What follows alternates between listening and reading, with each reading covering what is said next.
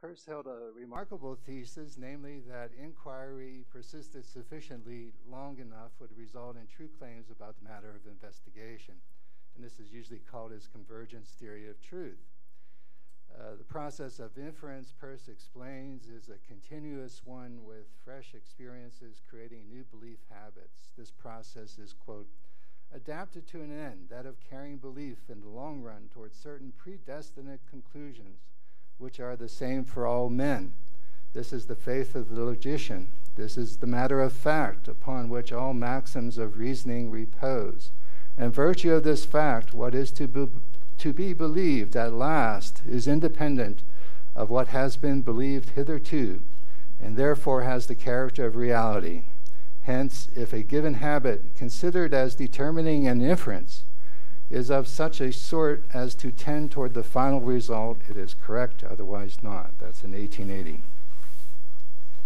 In this respect, one can see Peirce's convergence theory of truth as an answer to Meno's paradox about inquiry. Why inquire, he asked Socrates, if neither one of us knows the truth? If we do not know what we are to find, how would we know it, even if we came across it? Meno asked. Peirce's answer seems to be that when all inquirers, independently of one another, settle on the same belief, then we have acquired a true belief. So, rather than the theory of recollection, right? However, the very way in which his theory of truth is formulated appears to create an insurmountable paradox. Since the truth of any claim is determined through an indefinite inquiry into its truth, then the theory itself requires the results of an indefinite inquiry to determine its truth. Thus, belief in Peirce's theory of truth seems to require a leap of faith, if not a long-shot hope that it is the case. My argument here is that all hope is not lost. Peirce, that is optimistic, says, quote, the progress of investigation carries them that is inquirers, by a force outside themselves to a foreordained goal, like the operation of destiny. No modification of the point of view taken, no selection of other facts for study, no natural bent of mind even can enable a man to escape the predestinate opinion. There is but one thing, he says, needful for learning the truth, and that is a hearty and active desire to learn what is true. But we also have Peirce at his most pessimistic. He says, quote, we hope that this, or something approximating to this, is so, or we should not trouble ourselves to make much inquiry. But we do not necessarily have much confidence that it is so. Says we cannot be quite sure that the community ever will settle down to an unalterable conclusion upon any given question.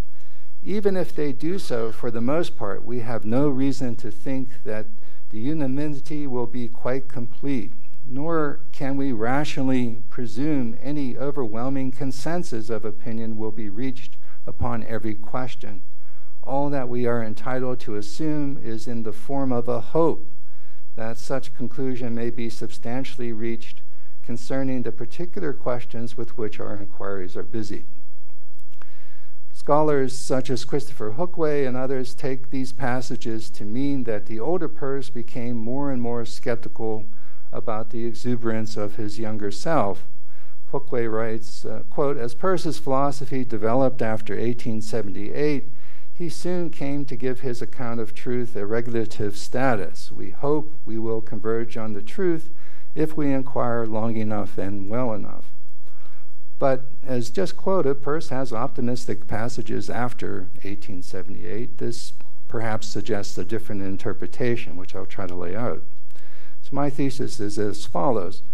Peirce does, indeed, on reflection, clarify earlier statements with later ones about what can only be hoped for based on his formulation of the convergence theory of truth.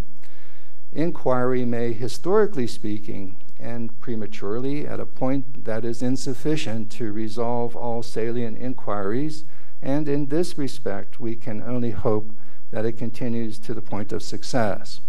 But otherwise, Peirce makes claims after 1878 1878, specifically in his Carnegie Foundation application in 1902, and elsewhere later on, that his convergence theory of truth is mathematically certain, but also certain in other respects relative to his nuanced sense of grades of certainty. So here's the quote from the Carnegie Foundation application. It will be shown to be mathematically impossible that induction, indefinitely persisted in, should ultimately lead to a false conclusion in any case whatsoever, whether there be any definite probability or not, whether there be any real universe or not, whether the universe be presided over by a malign power bent upon making inductions go wrong or not. Such things might prevent inductions from being drawn, but they could not make them go ultimately wrong if they were rightly conducted and sufficiently persisted in. I don't think you could get any more clear than that. The law that Peirce is referring to, I believe, is the law of large numbers, which Peirce sometimes calls the law of high numbers, and from which the central limit theorem follows, and also Peirce's favorite method of least squares. So here's the plan of the paper. I'm going to talk about Peirce's gradations of certainty.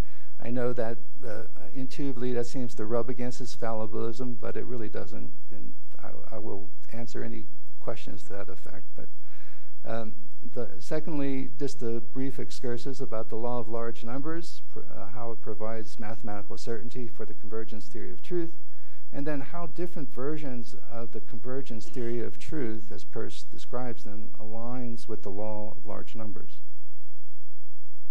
So, first of all, looking at much of the work of Peirce, it appears that there are at least 4 different types of certainty in Peirce. Absolute certainty, consistent with his fallibilism, is not possible.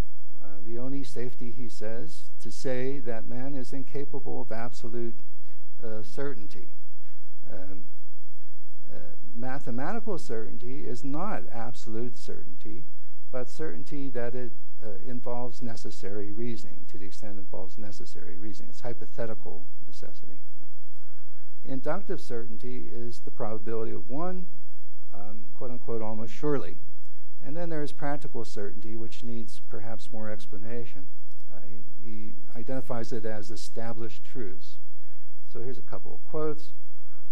As practice apprehends it, the conclusion is inductively supported, for a large sample has now been drawn from the entire collection of occasions in which the theory comes into comparison with fact, and an overwhelming proportion, in fact, all the cases that have presented themselves have been found to bear out the theory. And so, says practice, I can safely presume that so it will be with the great bulk of the cases in which I shall go upon the theory, especially as they will closely resemble those which have been well tried.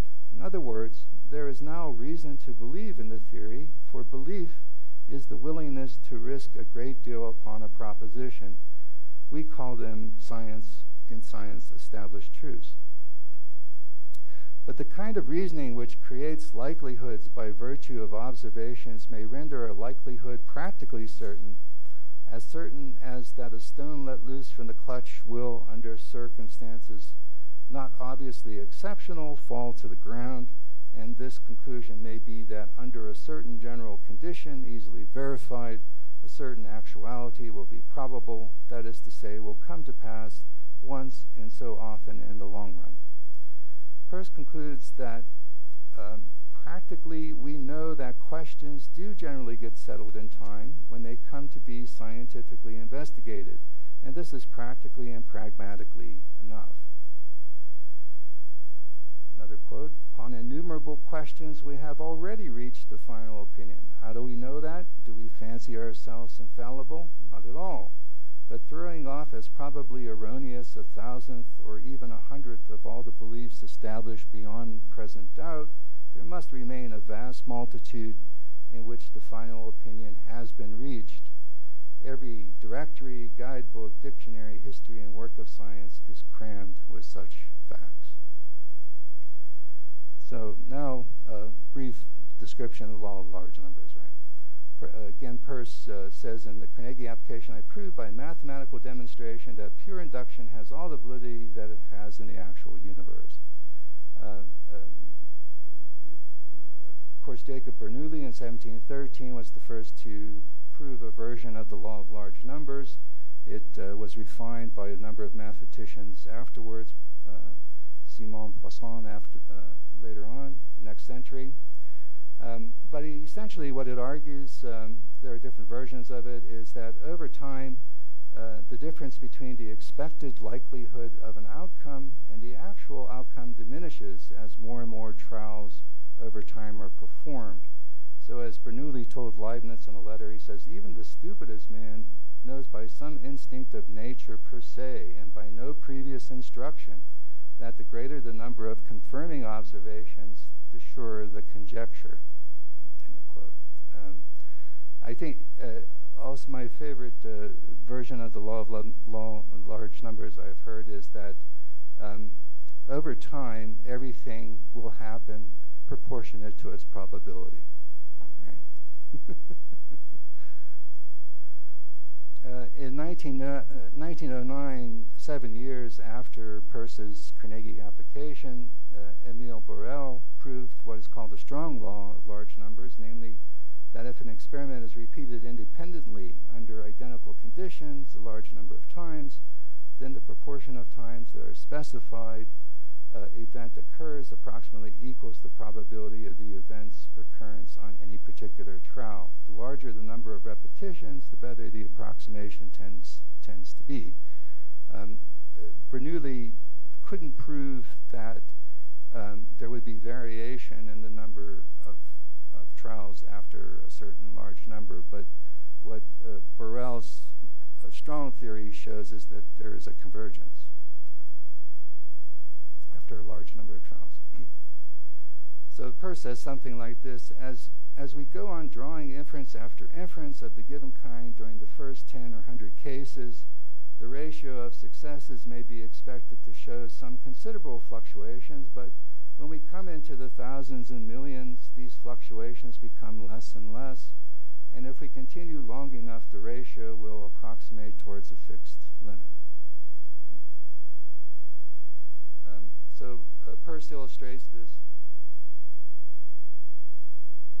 illustrates this idea with a funny thought experiment in which two men seeing a fire attempt to gauge the distance to the fire. He says, let the second man, having seen the fire, ask, would you say now that the fire was about 3 miles away? This virtually suggests that if the first man or any other man will fill his purse and take ship and go to Westminster and break into the Houses of Parliament and bring away the Standard Yard and lay it down repeatedly on the ground from where the two stand to where the fire is, and utter the cardinal numbers in their order as the successive layings down proceed, or if he will perform any other experiment virtually amounting to that, then the last number uttered might be 5,280, and if it should prove to be a number near to that, he might not be surprised. He continues, extensive experience leads us to expect that if an experiment virtually amounting to that were tried 100 times, different numbers would be obtained, which would cluster about one of them, and that among 1,000,000 trials, the clustering would be still more marked according to a law well known to mathematicians. So here he's talking about, alluding to the method of least squares, where if you have a number of observations of a star, for example, you find the line of best fit. And the more observations you get, the more determinate the line of best fit. Right? And the method of least squares is based on the central limit theorem. The idea is that if you have observers of a star who are genuinely interested in observing the star and have equipment well situated, the more observations you have, the more likely they will concentrate around a central mean, and you will have more closer to the truth, fewer away from the truth, the actual position of the star. And that's the central, in other words, you'd have a normal distribution of observations, right? And then you use the method of least squares to figure out the best position of the star from that. So the more observations you have, and if you have a technique for eliminating outliers, the closer you will get to the true position of the star.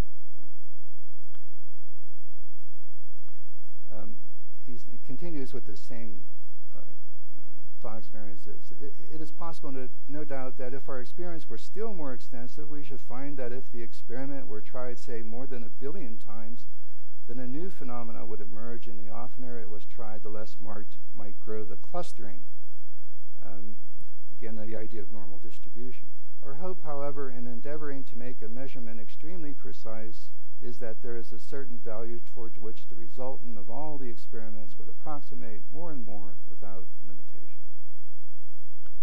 Having that hope, whenever we endeavor to state the distance, all that we aim at is to state as nearly as possible what the ultimate result of experience would be. We do not aim at anything quite beyond experience, but only at the limiting result toward which all experience will approximate, or at any rate would approximate were the inquiry to be prosecuted without cessation. Now on to brief excursus of Peirce's versions of the convergence theory of truth. So I detect in my study 3 different versions. The first one is convergence as greater and greater proportion of confirmation of predicted outcomes, approximation to the truth.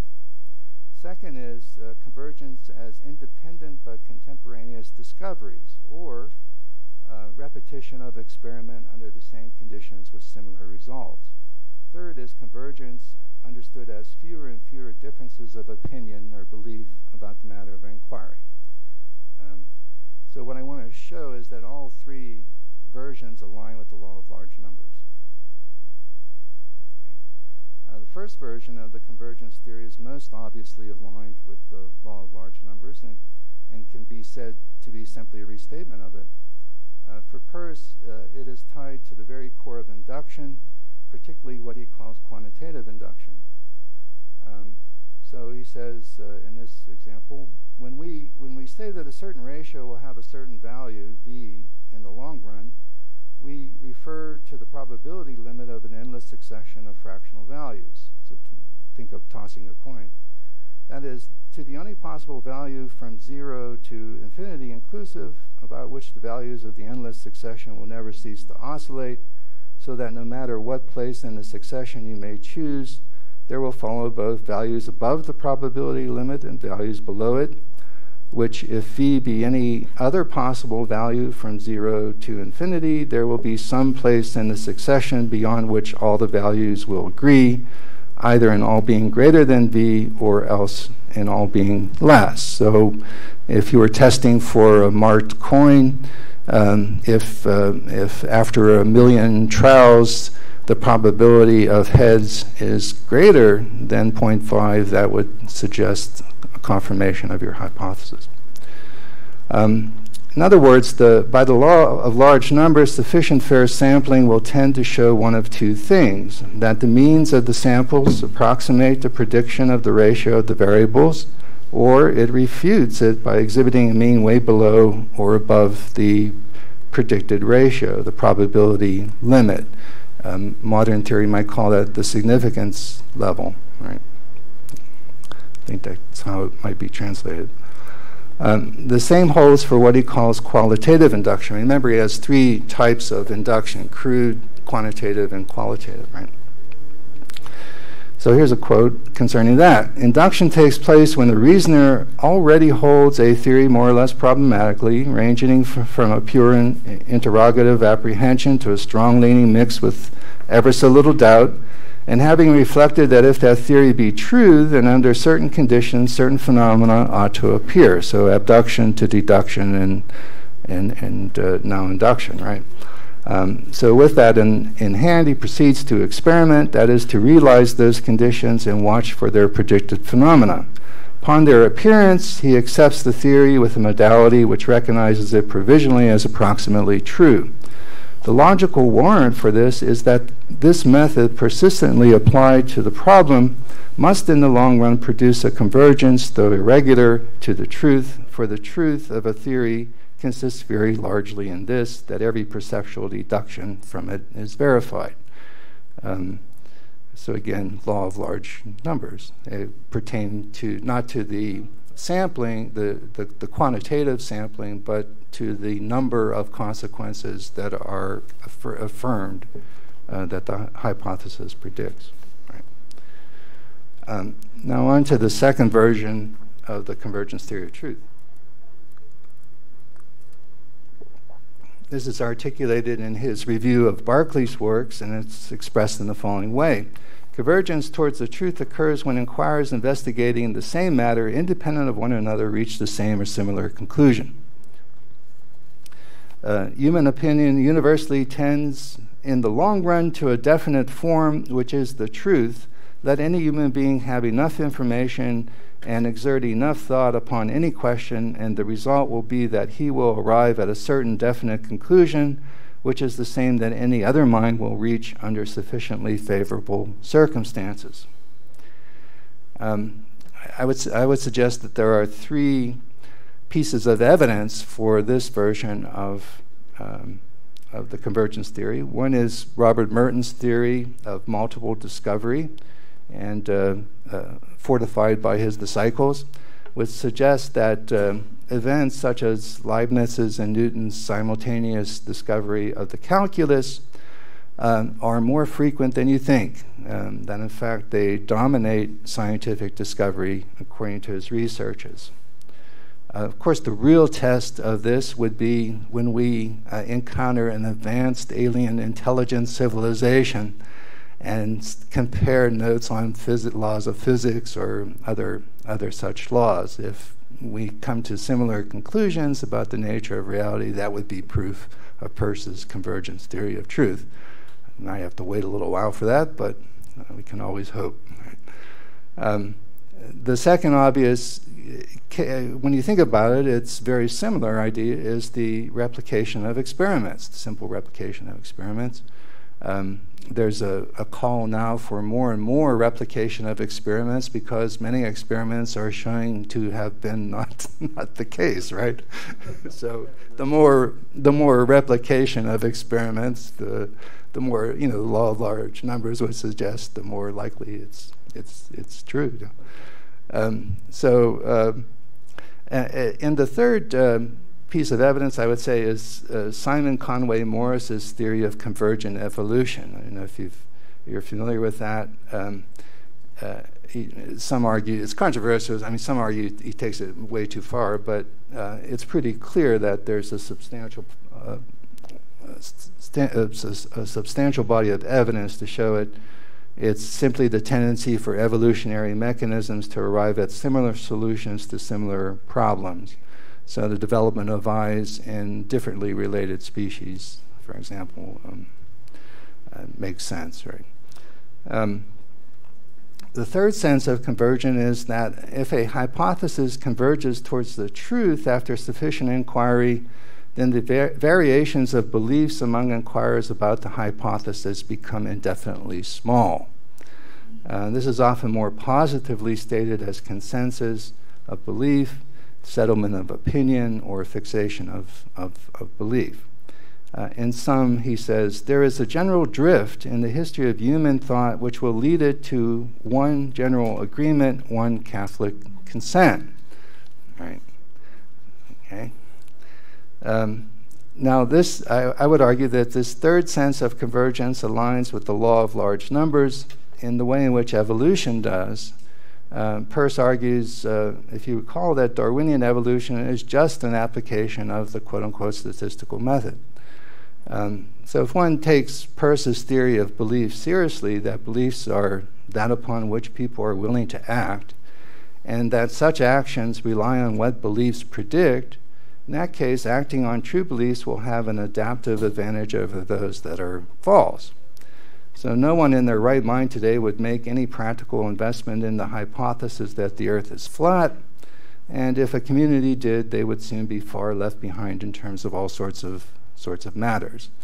No one would risk lying underneath a 2-ton block, assuming that gravity is not the case, right, and allowing the cable to release the block. We doubt, unless someone wants to commit suicide, right, that is the case, right? So Peirce compares this to a game of chance with winners and losers, right? So he says, 1 million players sit down to play a fair game. Each bets $1 each time, which he has an even chance of winning or losing. Let each player be provided at the outset with a pile of $1,000,000 silver dollars. Now it is a curious and apparently paradoxical result that although everything is supposed to happen by pure chance, yet we know very closely how those 1,000,000 players will stand at the end of 1,000,000 bets. About 10 will have lost 2,000 or more, no one over 3,000, and half of them, after playing day and night for nearly a fortnight at the rate of 1 bet a second, will stand within $300 of where they started. Okay? Let me simplify the example. It's very simple. But suppose there are 20 gamblers, each with $2,000 and in the long run, you can think of this as a series of paths. It's sort of like a quincux here, right? So let's suppose that if you bounce to the left, you lose, and if you bounce to the right, you win. Okay, all right. And each bet is $1,000. Each gambler starts with $2,000, right? So if you look at the statistics of this, in the long run, you have one path to ruin, right? 1, 2, and 4. You go through 1, 2, and 4. You end in bin number 1, and you lose your $2,000 on the 2 bets, right? You have one path to victory, 1, 3, and 6, in which case you win additional $2,000, and you have $4,000 in your pocket. You're in bin number 3. There are 2 paths to bin number 2, 1, 2, and 5, and 1, 3, and 5. So there are 2 paths there, right? So altogether there are 4 paths. Therefore, in the long run, the percentage of gamblers of the 20 gamblers who get to bin 1 will be 1 out of 4, or 25%. Those who get to bin 3 will be also 1 out of 4, 25%. But it's more likely that you'll have 50%, 2 out of 4 in bin 2. And that, of course, illustrates the central limit theorem, which the quincux does, right? So that's how Peirce makes his prediction there, right? Okay.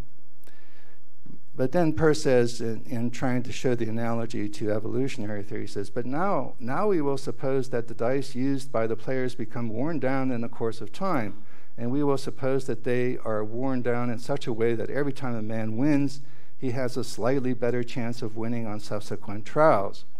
Its ultimate effect would be to separate the players into 2 classes, those who had gained and those who had lost, with few or none who had neither gained nor lost, and these classes would separate themselves more and more, faster and faster. Okay? So in my illustration here, let's suppose we weight the paths, so that we have 4 out of the 4 out of the 20 gamblers who are lucky. That is, their dice are weighted so that they will be more likely to go to the right than to the left. Everybody else is unlucky, right? So in this case, the outcomes for the lucky players on the right there would be that much more would end up in the winner bin 3, right, 64%, and 32% would break even. But the unlucky players, only 16% in the winner's circle, much more, 36 and 48% in the break even or loser circle.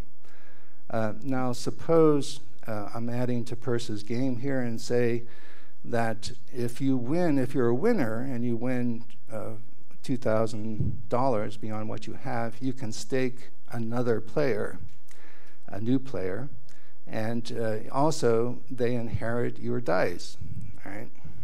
And so obviously you see the analogy there to evolution, right? Now, what will happen over time, right? Well, the answer is obvious, right? What will happen is the lucky players will have more and more progeny, and there will be more and more lucky players with the trade of the dice. So by my calculations, the unlucky players are eliminated from the face of the earth in the 8th generation, by the 8th generation. Right? So confirming Peirce's idea. So the analogy would be that believers in practically certain beliefs will become fixated in a population. And it's interesting that Peirce uses the term fixated because even though genetic theory was yet to come in Peirce's time, having fixation in a population means that there's genetic drift, that adaptive genes tend to become fixated in a population over time. So the better the belief, I mean, the point would be the better the beliefs, the more true the beliefs, assuming the true is adaptive. True beliefs are adaptive. The more believers in those true beliefs would persist over time or survive over time, right? So those who believe that the earth is spherical in shape will act accordingly on that belief and adapt much better to the world than the 300 lost souls who are official members of the Flat Earth Society. I looked it up, and there are indeed 300 members, hunkering in their neighborhoods, afraid to travel for fear of falling off the face of the earth, while the remaining 7,529,999,700 people live with one less fear in their lives. Right?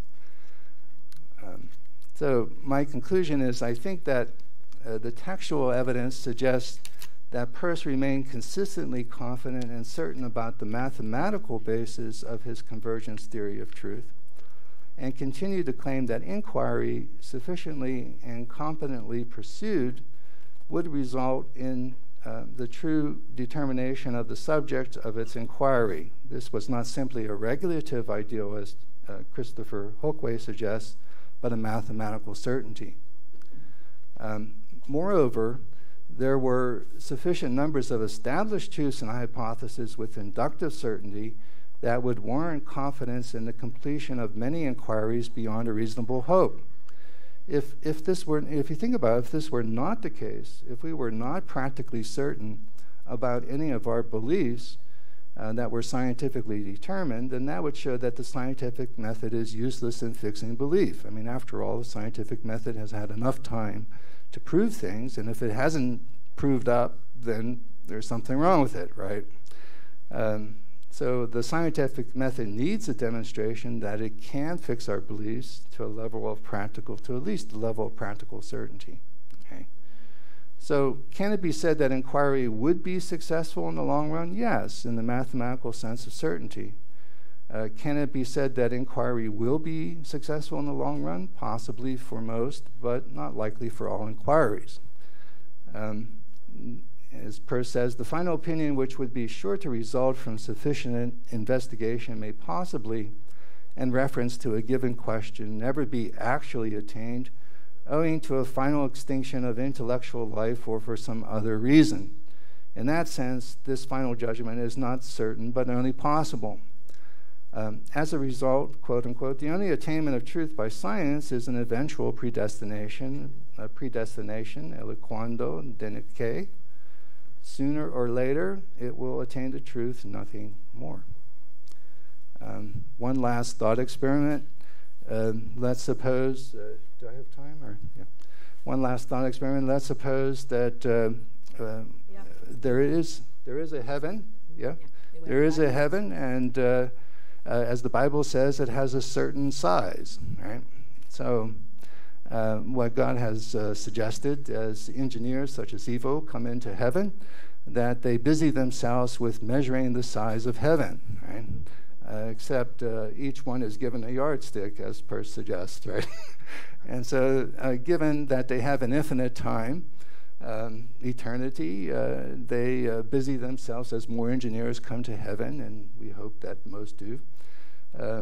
They start to lay these yardsticks one against the other, come up with observations. So you would have many, many observations, numbers, billions of observations about the size of heaven, right? Let's imagine that it's finite and rectangular in shape, as the Bible suggests, right? Would they determine the area of heaven? Yes, since areas can be determined mathematically, right? Will they determine the area of heaven? Yes, only because Evo is there and the actual conditions of inquiry are right. So, thank you.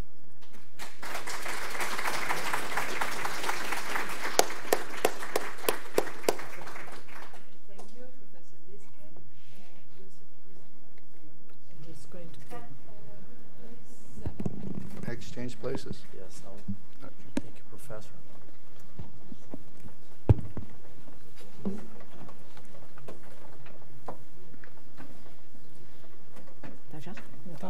Good morning to all of you. First of all, I want to congratulate Ivo Ibri and his group for this wonderful meeting and the persistence along almost 20 years, that is 18 events. Your work is more than admirable. I would say that to persist in a benign ideal in this country, we must be either a drunkard, a saint, or a lunatic. Which one do you choose? I choose a saint for your generosity. Congratulations. Well, I'm going to read in Portuguese, and that is the version in English there. That is a title for my paper, this small paper. A esperança é uma aposta no futuro. Eu aprendi muito com seu texto. Não há egoísmo nesta afirmação, pois ela pode ser tomada como um guia de que devemos avaliar positivamente os textos que lemos, na medida mesma em que eles levam nosso pensamento mais longe do que aquilo que acreditávamos já saber. No nosso caso, tendo em vista que pertencemos a uma mesma comunidade de especialistas, digo que aprendi, porque você levou a teoria peirciana da verdade como convergência, mais além daquilo que eu mesma pesquisei sobre esse tópico. Devo, portanto, antes de tudo, cumprimentá-lo pela pesquisa cuidadosa e lúcida que você realizou sobre o tema. Entretanto, meu papel aqui deve ir além dos cumprimentos. Uma vez que não tenho discórdias em relação ao que você discute, não vou forjar interrogações dissimuladas. Vou lhe apresentar uma versão da verdade em Peirce, em alguns pontos coincidentes com a sua, mas com uma ênfase distinta. I think that your paper is very specific, and mine is a kind of view from a drone. Okay? General. Começo com um brevíssimo histórico. Minha pesquisa sobre a verdade, segundo Peirce, começou em 1993, quando escrevi em Bloomington, em Indianápolis, meu livro sobre o método anticartesiano de Charles Sanders Peirce. Eu trouxe aqui uma pequena vitrine. Books. Publicado com algumas atualizações em 2004, em português. Algum tempo depois, a partir de um evento sobre Peirce realizado em Opole, 2007, atualizei ainda mais essa pesquisa para escrever um artigo sobre as concepções peircianas da verdade para um livro editado por Cornelis de Waal. Meu artigo foi recusado pelo editor. com a justificativa abrupta e peremptória de que minhas ideias eram mais do que conhecidas. Foi a primeira e única vez na minha vida em que, ao mesmo tempo, fui convidada e recusada para a escrita de um texto. Sufoquei minha frustração com a hipótese de que meus textos, de fato, fazem muito uso de discussões das ideias dos outros comentadores de Peirce, com os quais costumo aprender muito. Sou levada a despir meus textos de um suposto orgulho de uma interpretação exclusiva. A Peirce Scholarship não se reduz hoje apenas aos escritos de Peirce, mas se alarga para tudo aquilo que escreveram sobre eles. Defendo que isso deve ser levado em consideração quando se estuda um tema relativo a Peirce. Infelizmente, meu texto recusado por Deval ficou sem publicação em inglês, mas em 2008, com novas atualizações, retornei à questão da verdade no livro Metaciência. Neste último texto, apresentei, junto com o desenvolvimento cronológico da noção de verdade em Peirce, Peirce discussed in his career not less than 13 theories of truth. Comentários acerca dos principais estudos sobre o tema realizados por alguns comentadores selecionados em função da confiança que tenho neles. De onde vem a confiança? Confio naqueles que levaram a investigação tão longe ou mais longe do que eu. Em algum ponto desse texto, relativamente longo, considerei parcial a visão de Misak no seu livro Truth and the End of Inquiry. Não obstante a enorme relevância da noção peirciana da verdade, sob o ponto de vista do método científico, o método indutivo, temos que resgatar a última versão da verdade em Peirce, como esperança. Afinal, a esperança é uma aposta no futuro, especialmente naquilo que somos capazes de transmitir às gerações mais jovens. Embora você tenha levado a discussão da verdade como convergência mais longe do que Misak, volto agora a reivindicar a necessidade de colocar em relevo a noção de esperança. Por isso, não posso aceitar sua afirmação, embora ela seja correta, although it's correct, de que há um paradoxo a ser resolvido naquilo que Peirce pensou sobre a verdade. Repito sua afirmação. But even with Peirce's later apparent skepticism of his own early theory aside, the very way in which his theory of truth is formulated appears to create an unsurmountable paradox. Since the truth of any claim is determined through an indefinite inquiry into its truth, then the theory itself requires the results of an indefinite inquiry to determine its truth. Thus, belief in Peirce's theory of truth seems to require a leap of faith, if not a long shot hope that it is the case. Ok. Não vejo paradoxo nisso. E se é um paradoxo, ele é positivo. O que não se sabe hoje poderá ser conhecido em algum ponto do futuro. É a lição que a história da ciência e também a história da filosofia nos dão. A ciência está em permanente estado de metabolismo e crescimento. Suas verdades são provisórias, valem até serem superadas.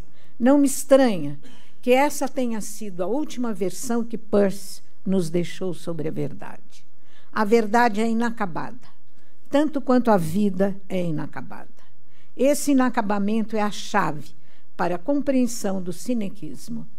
Em função disso, apresento a seguir uma breve exposição da verdade como esperança, ou melhor, como esperança viva.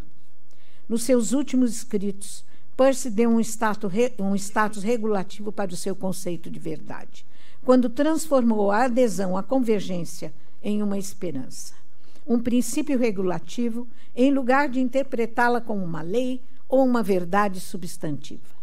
Assim, a adesão do pesquisador pode não passar da esperança razoável de que a investigação produzirá convergência.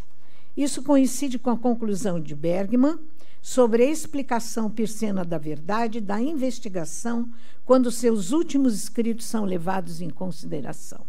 Mesmo que seja apenas uma correção e não uma transformação cabal do pensamento peirciano, a mudança é notável.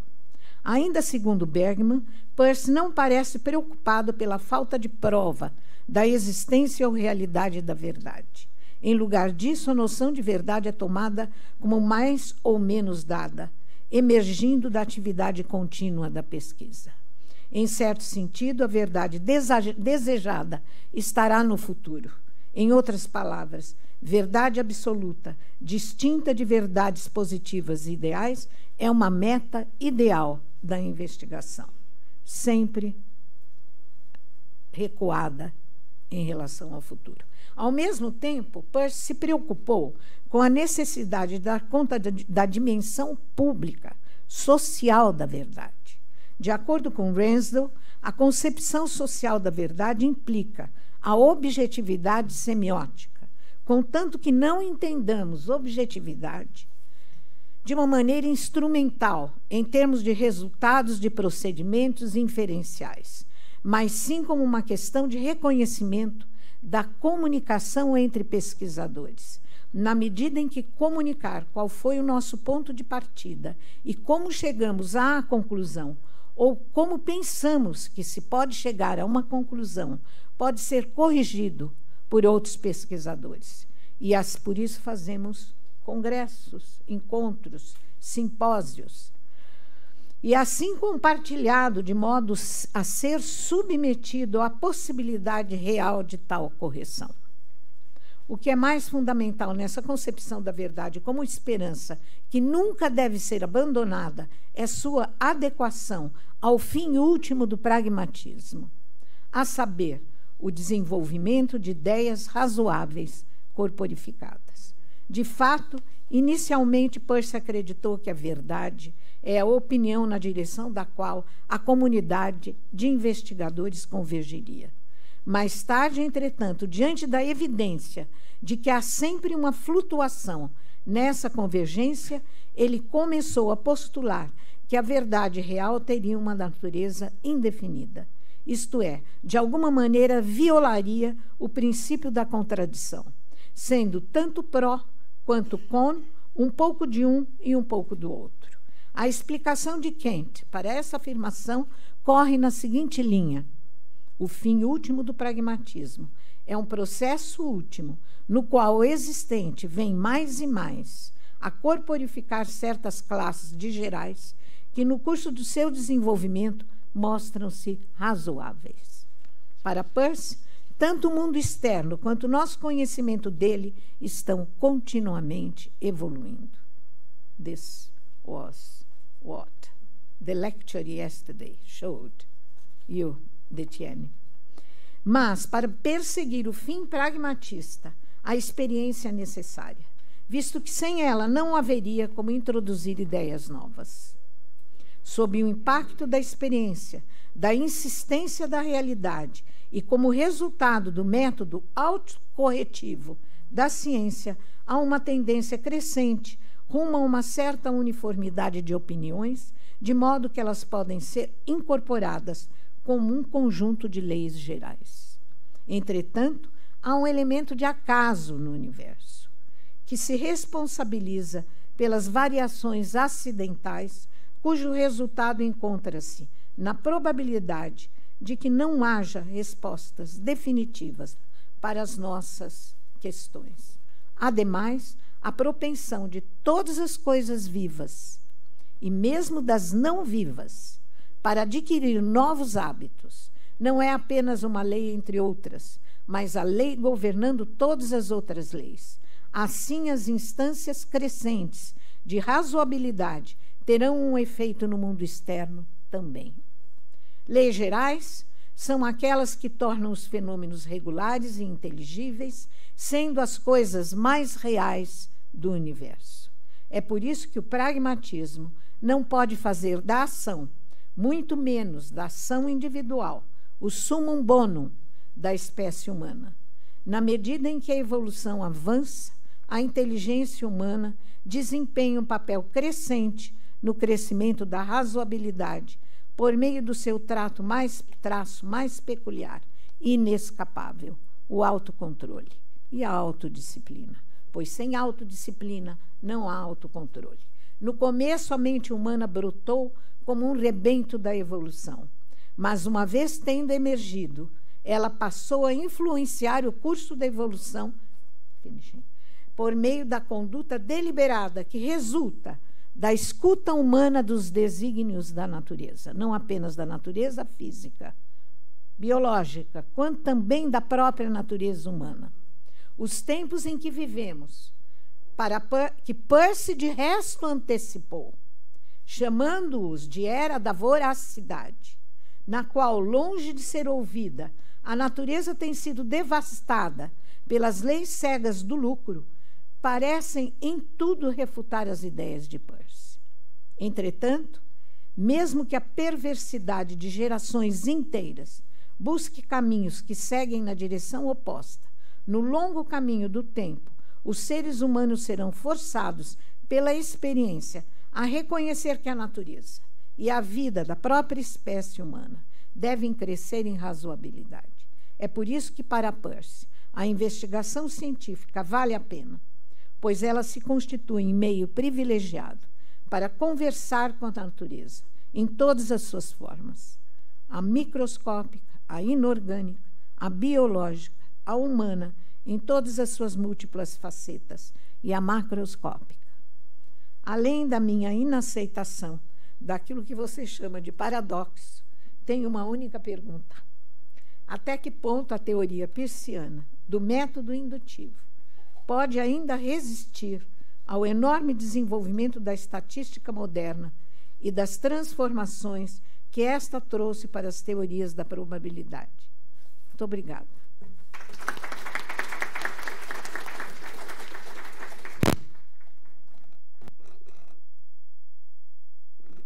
Thank you, Professor Lucia, for those remarks, and kind remarks too. Thank you.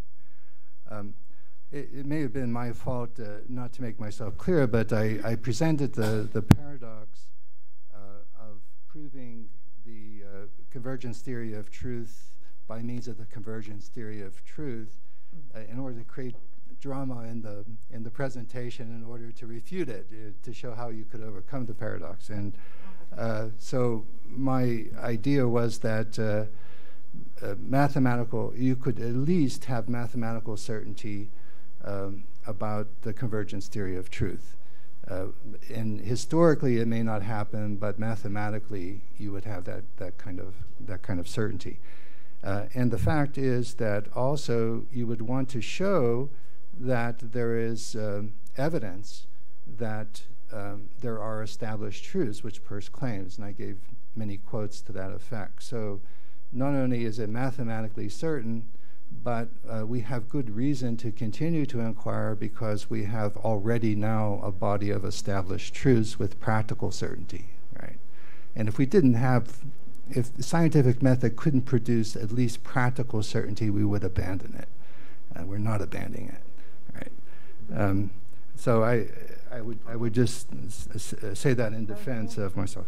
Secondly, again, in your paper, I know that you say that Peirce gave to his account of truth a regulative status later on, and again, I would dispute that. I would say that it's not a regulative principle; it's a mathematical certainty. So it would be the case, which doesn't make it a regulative ideal, a hope. It just makes it a hypothetical necessity, methodologically speaking. Also, in regard to your last question about the influence of Peirce's or relevance of Peirce's statistics, I would say absolutely that. I'm trying to remember now the name of the historian of statistics, but there's a clear lineage between Peirce, Karl Pearson, and Neyman and Egon Pearson, Karl's son, in terms of frequency theory. And frequency theory today, as much as it's been refined, you can still see a substantial identity between Peirce's probability theory and current frequency theory. There's not a whole lot of difference. I mean, Neyman in particular refined it significantly, but so there's, had Peirce only before Karl Pearson had published his work, if Peirce had settled down and stopped trying to do 10 works at the same time, had focused on his scientific method, there would have been a clear lineage between the, a historical lineage between the two. So you can see this very clearly in his work in the Johns Hopkins anthology and so forth, that's the essence of frequency theory. And so the only competitor with frequency theory today is Bayesian theory, and as we know, Peirce was anti-Bayesian. So the frequency, I won't go into great detail, but Peirce argued that you shouldn't assign probability to hypotheses. You should only assign probability to the predictions up to a certain level of significance. And Bayesian theory suggests that you change the probability of a hypothesis based on new evidence. Either it goes up or it goes down. So probability is tied to belief in Bayes, but Peirce would not tie probability and belief to the hypothesis. So that's my. Thank you. Thank you.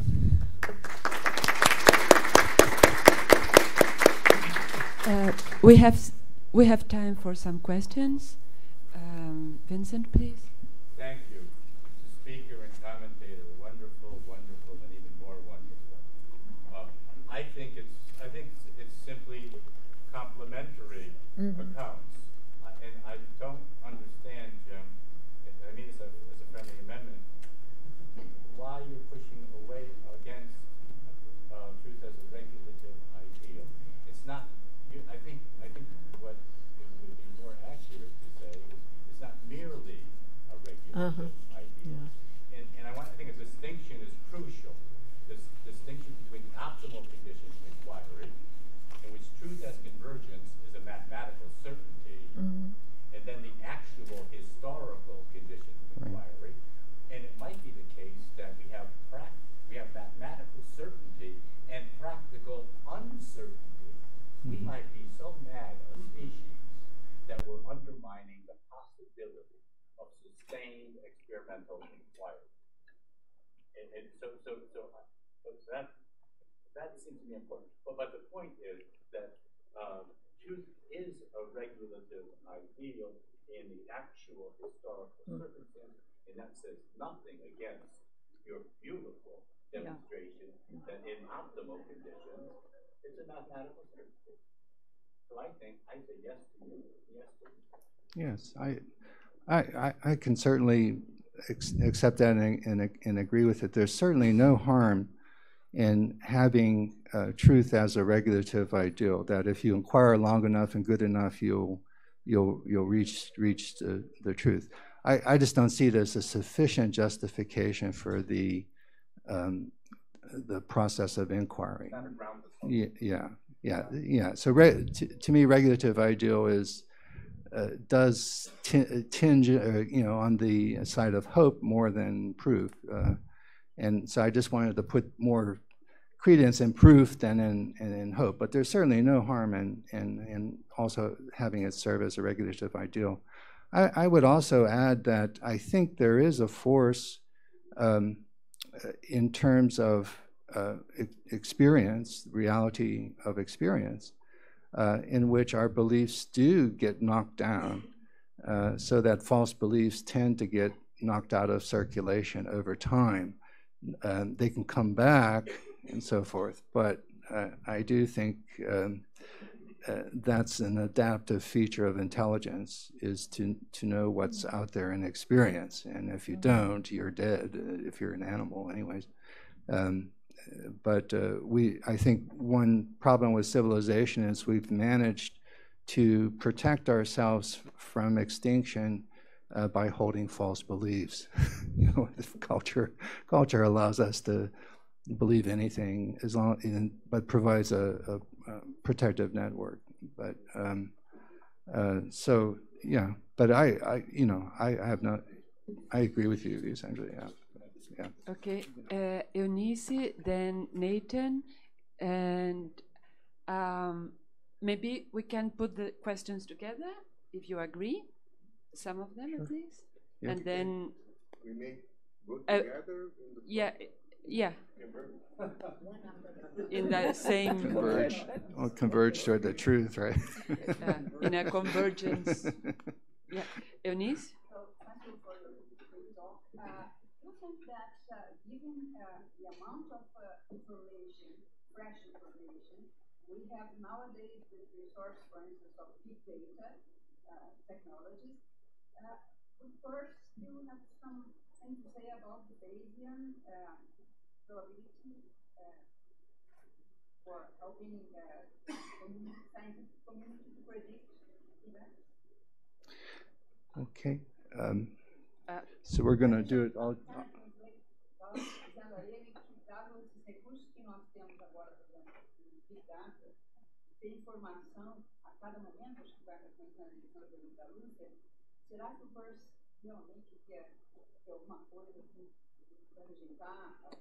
It's inductive.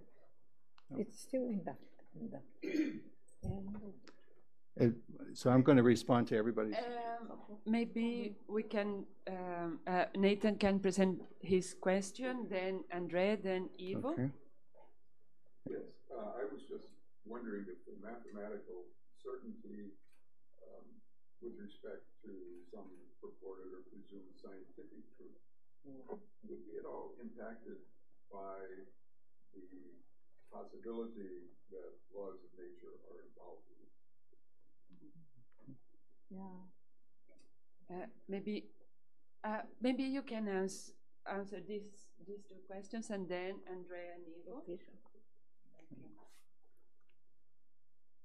Oh, answer these two questions. Oh, okay, yes. In regard to Denise, I think Peirce's fear of Bayesian probability was that it leads to confirmation bias, in the sense that the methodology allows you to hunt and peck for evidence about your hypothesis, because you're basing the hypothesis on the basis of your degree of belief, as measured by how confident you are in the hypothesis. So if you have a high confidence in the hypothesis, he was afraid you would tend to towards confirmation bias, find evidence that supports that hypothesis anymore. In the frequency theory, he emphasized that you have to have predesignation, in which you predict ahead of time before you perform the experiment, what the hypothesis will predict, and then use that in order to determine whether or not to reject or not reject the hypotheses. So I think that was his principal objection to Bayes, the Bayes methodology, that it really foils fair sampling, predesignation, and these kinds of things. So whether it was a matter of big data or not, he would say, no, we should not go with the Bayes. I think he would stick with that, yes. And in terms of Nathan's, I think 2 + 2 = 4, regardless of whether laws of gravity change. or not. So I, yeah. I'm not talking about mathematical truth. I'm talking about presumed scientific. Oh, about the established truths or about the practical certainty. Yeah, I mean, practical certainty is not absolute certainty, so it's quite possible that's something we believe in to be the case. You know, changes over time, but. Well, but the point is, in your formula, are you presuming laws? And if the laws are evolving, you can't plug a law into the formula. You have mathematical truth. I don't. So maybe the analogy with the heaven thing would be like maybe the dimensions of heaven are always changing, right? So the engineers are always eternally busy, but still there still would be the would-be of the mathematical certainty that you could always at any one point in time determine the area of the of heaven, right? Well, okay. Maybe, yeah, okay. And Maybe I'm just not understanding your point. I have another question. You consider the first theory of convergence international of algebra that it apply mostly or only to things that have to do with the math following focus activity. It applies to questions as what is the form of government. The other question is, saying that people convergence in logic, what is the secret of that principle of logic? Like it seems for that also part of the measurements that are massive and really that you can tell the And Ida, please. yes, my question is related to the two types of induction. And I would like to hear about the first two a bit more. You know, the crude induction. What you think about the crude induction is, and the connection, the possible connection that's first affirmed between crude induction and qualitative induction. First said that there's never, I couldn't find any example, practical example of qualitative induction. I don't know if you has found some. But he said that there is a connection between, in qualitative induction, there is a phase or some aspects of crude induction inside it. Okay. So, yeah. Okay. And the last question, Rosella, please. I remember a passage in a letter to William James in which Earth says something like that. I intend the reality sent through the word melonization, from the Greek melon. That means to be about to do or to be something. So my reference is to the future. This is very well known. Yet he has something very interesting, because he says, this is my theory of a pragmatic idealism. I want to know what do you think about that, because all you say turns around this question. And also when Lucia said both the external world and our knowing of the external world are evolving at the same time. Like nature, or something like that. If idealism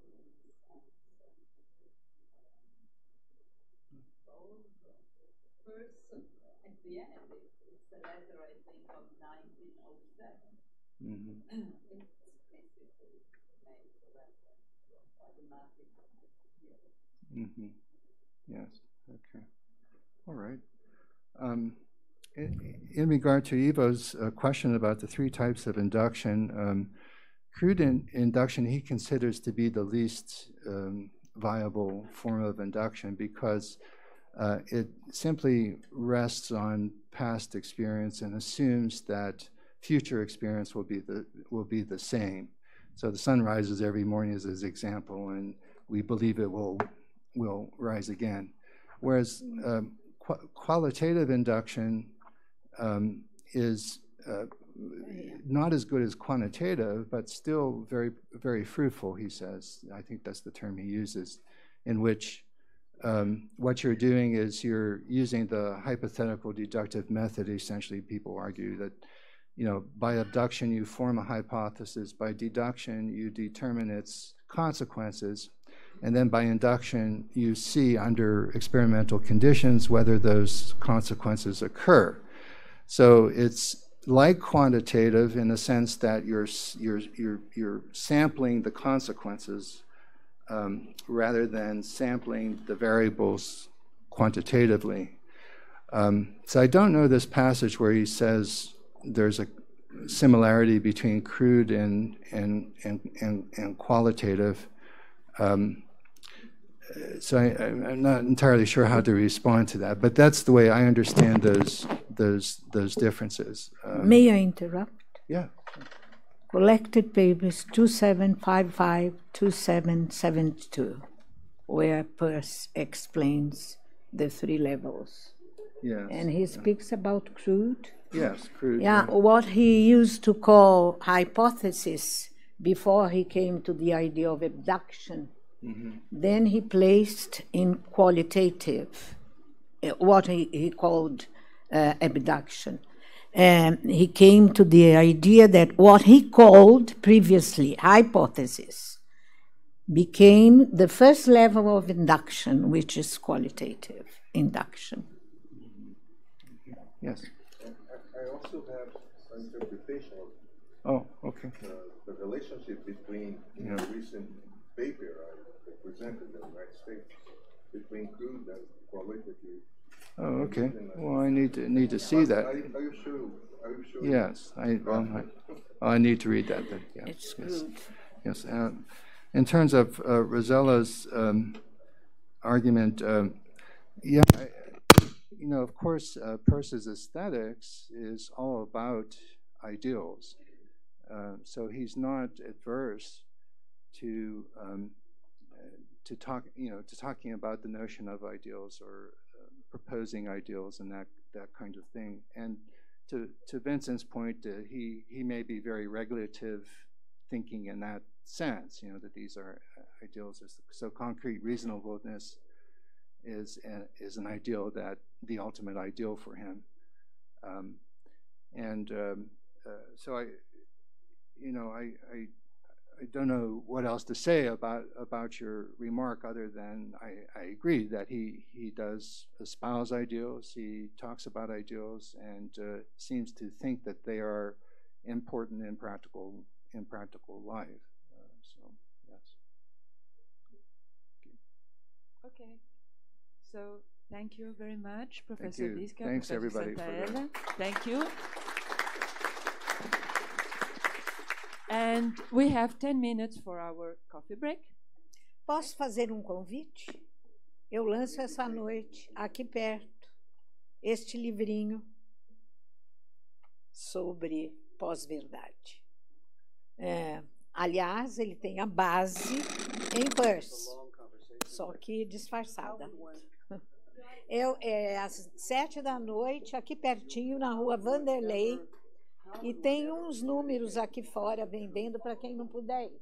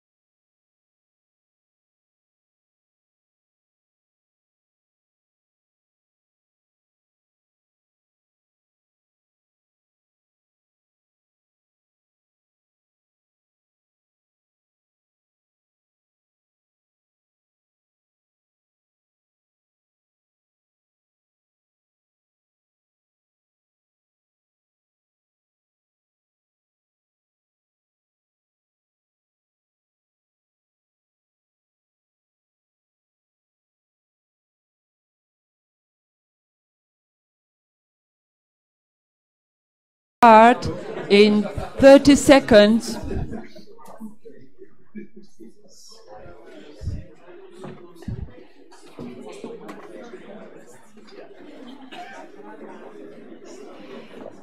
And in the second session of this morning,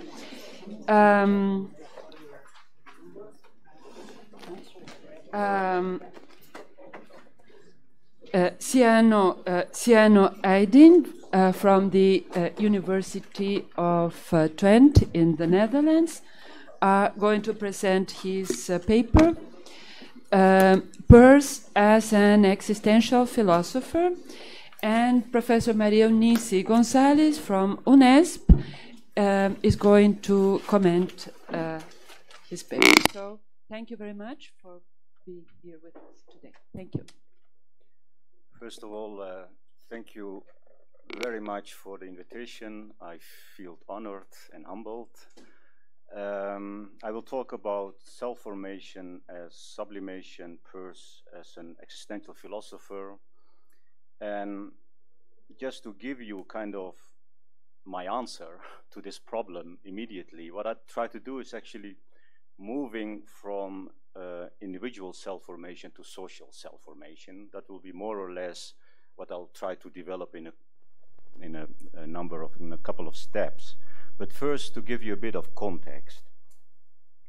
Self-formation is often offered as kind of a promise, as a postmodern era's promise. And the idea is that self-formation in different ways is an antonym of all kind of different essentialist approaches. So we are not fixed anymore by our religion or environment or economy or upbringing, and we are able to give ourselves a certain form. Of course, we have to add this is maybe only for young, white, Western people. But the idea is that the sky is the limit, and you have these, and this movement is becoming bigger and bigger. You have these so-called transhumanists, sometimes posthumanists. They call themselves sometimes posthumanists, but they're quite optimistic, and they believe that we can. I mean, if we can form ourselves the way we prefer, as we please, why then not enhance ourselves as we please? So they want to move actually from self-formation to self-enhancement. And they put their hopes on a couple of disciplines, different technologies, sometimes referred, called as NBIC technologies, or nano, bio, information, and cognitive science. And they believe, again, the sky is the limit. And they portray a future, and it looks a bit like this. So at the left, you find kind of a poster of a company, and they're talking about different things. I will not, of course, cannot discuss all the things that they are talking about, but they're talking about, for example, a smart skin. So they want to make our skin smarter. So I assume that our skin is stupid, so they want to make it smarter. So the idea is that you enhance the skin through drugs, or more radically through genetic engineering, and a smart skin is able to detect bacteria and viruses and not let them in, which of course results in not getting ill.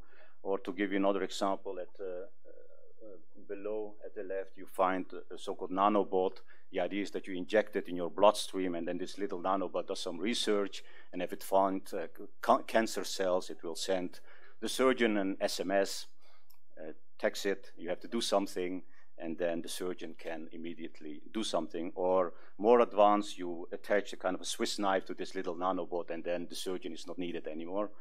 Or even more radically, why leave your offspring kind of to chance? Why not design your offspring? So we're talking about the designer babies. And yeah, then you can have exactly what you want. But there's a problem here, and I will not discuss it here extensively, but I, not very long time ago, wrote a paper just actually trying to analyze what they mean, what these techno-optimists mean by enhancement, because it's not that clear. Also because the standards, the criterion for what is enhancement are subject to change. And at the same time, these new technologies that they are talking about are bringing about new and different standards for what can be considered normal, healthy, or enhanced capacities. Just to give you a simple example, cochlear implants. I mean, the majority maybe of people consider cochlear implants as an enhancement because, I mean, the idea is if you're deaf, until now we couldn't do anything about it. Now the cochlear implants enable you to hear again. So who could be against that? At the same time, we see representatives, advocates of the deaf culture who consider cochlear implants not as an enhancement, but as a deterioration, as a danger, because they are a danger for their culture, sign language. So they don't approach cochlear implants as an enhancement, but as a danger. So it's not always clear whether technology or technological innovation can be considered enhancement or not. So if we acknowledge that there are no kind of univocal standards for enhancement to different social and increasingly technological influences and disruptions, and if we also acknowledge, and I will try to illustrate that during my presentation, that we cannot have complete self-control over our own kind of wishes, ideas, preferences, then my thesis is maybe we should move kind of, instead of understanding self-formation as enhancement, understand it as sublimation. And especially a Persian account could contribute. What I will do actually is make a distinction, very simple, between two types of self-formation and sublimation, a good type, a healthy type, and a sick type, a bad type. And I will show that actually the bad type is a kind of a result of a postmodern, influenced by a Nietzschean line, a postmodern approach to self-formation and sublimation. And I will propose that a Persian approach might be a better idea. So if we analyze this notion of sublimation, of course, you end up immediately in Freud. And Freud has he has written extensively about this notion of sublimation, but at the same time, he also introduces a lot of problem. Very simple, what does Freud mean by sublimation? Redirecting repressed sexual drives toward a non-sexual aim. So just to give you a simple example, let's say you are a sadist, you want to hurt people, you want to penetrate in their bodies, you want to gas them, you want to torture them, but of course society think that's not a good idea, so then you direct these sexual drives in a certain way and you become a dentist. I mean, that's more or less what Freud, I think, means by redirecting sexual drives. I mean, at the same time, there is a problem because how to distinguish sublimations from neurotic symptoms, because sublimation, the distinction between sublimation and repression is not that clear. I mean, this has been discussed in psychoanalysis extensively, but I'm not that interested in that. What I'm most interested in is the problem of values changing, because ultimately Freud is a moralist. I mean, the final criterion, the demarcation criterion that he uses to make a distinction between kind of health and illness is social valued achievements, culture. And then that's just a problem. At the same time, he does introduce, I think in an interesting way, the tension between, on the one hand, instincts and on the other hand, culture. And I think that's at the heart of his notion of sublimation. So how, on the one hand, acknowledge that we have this raw instinct, this raw drives, and at the same time also value what culture is giving us, and in one way or another kind of find a middle way between the two. And you see that Freud, and I think he has been influenced by Nietzsche, so I will tell you a bit more about that in a minute, always see culture as potentially repressive. So ultimately, novelty, creativity, I mean, comes from the individual, whereas repression, limitation comes from society. So there is kind of a discrepancy between the two. Lacan, I think, further intensifies this tension between nature and culture.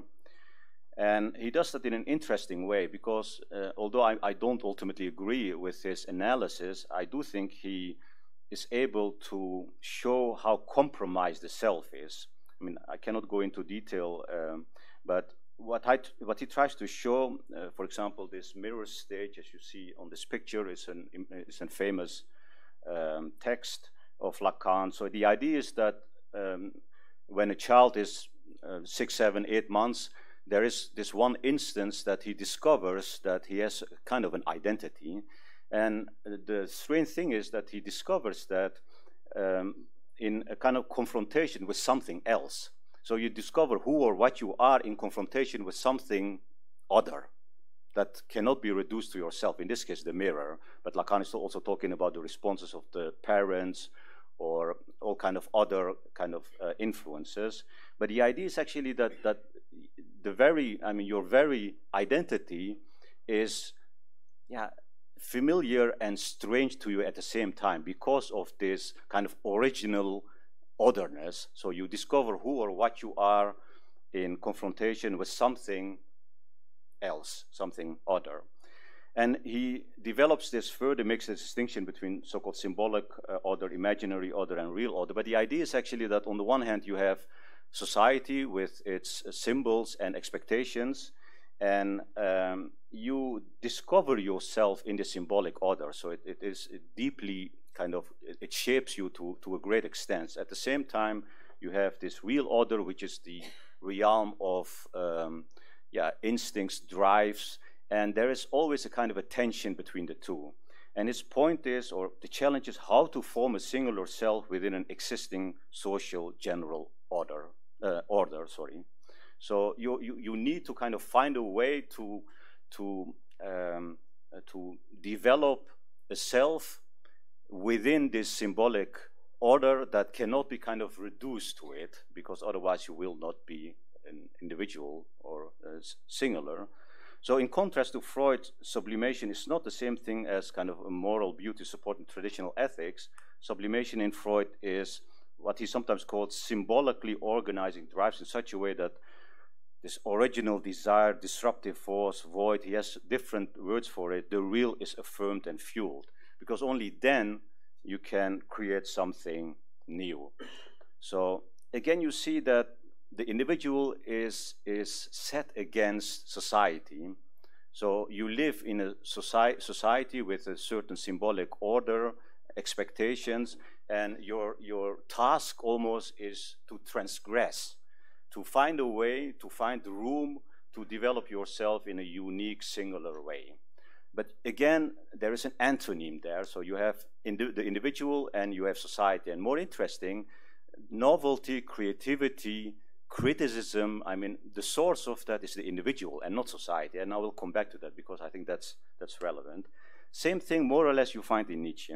Although Nietzsche, even further, you can say, intensifies this tension between the individual and society, because for Freud and Lacan, at least society offer order. But what Nietzsche tries to show is that society does not offer order anymore, because we have become kind of a multitude of different competing value systems, he sometimes calls. So we lost complete orientation, and of course the death of God is one of these narratives that he uses to make this point clear. Nevertheless, for both Nietzsche and Lacan, health again concerns the potential to bring about new life forms, and the source of that is always the individual and not society. Society is always kind of restrictive, limiting, a danger. And what he proposes is, he uses that term sublimation, he says, requires organizing intense struggle into a form that has the potential to bring about new life forms. But again, I mean, the point is that you have to generate a kind of chaos in yourself that enables you to make something new out of yourself. And that's always against society. So there is a big kind of antonym between the individual and society. I think characteristic for Freud, Lacan, and Nietzsche is society is potentially constraining and standardizing, and the individual is the source of novelty, creativity, uniqueness, openness, etc. And what these authors, and then of course I'm anticipating Peirce, what these authors do not consider that societal goals and ideals do not have to be necessarily restrictive, but could also be, and I think necessary, conditions for change, novelty, and singularity.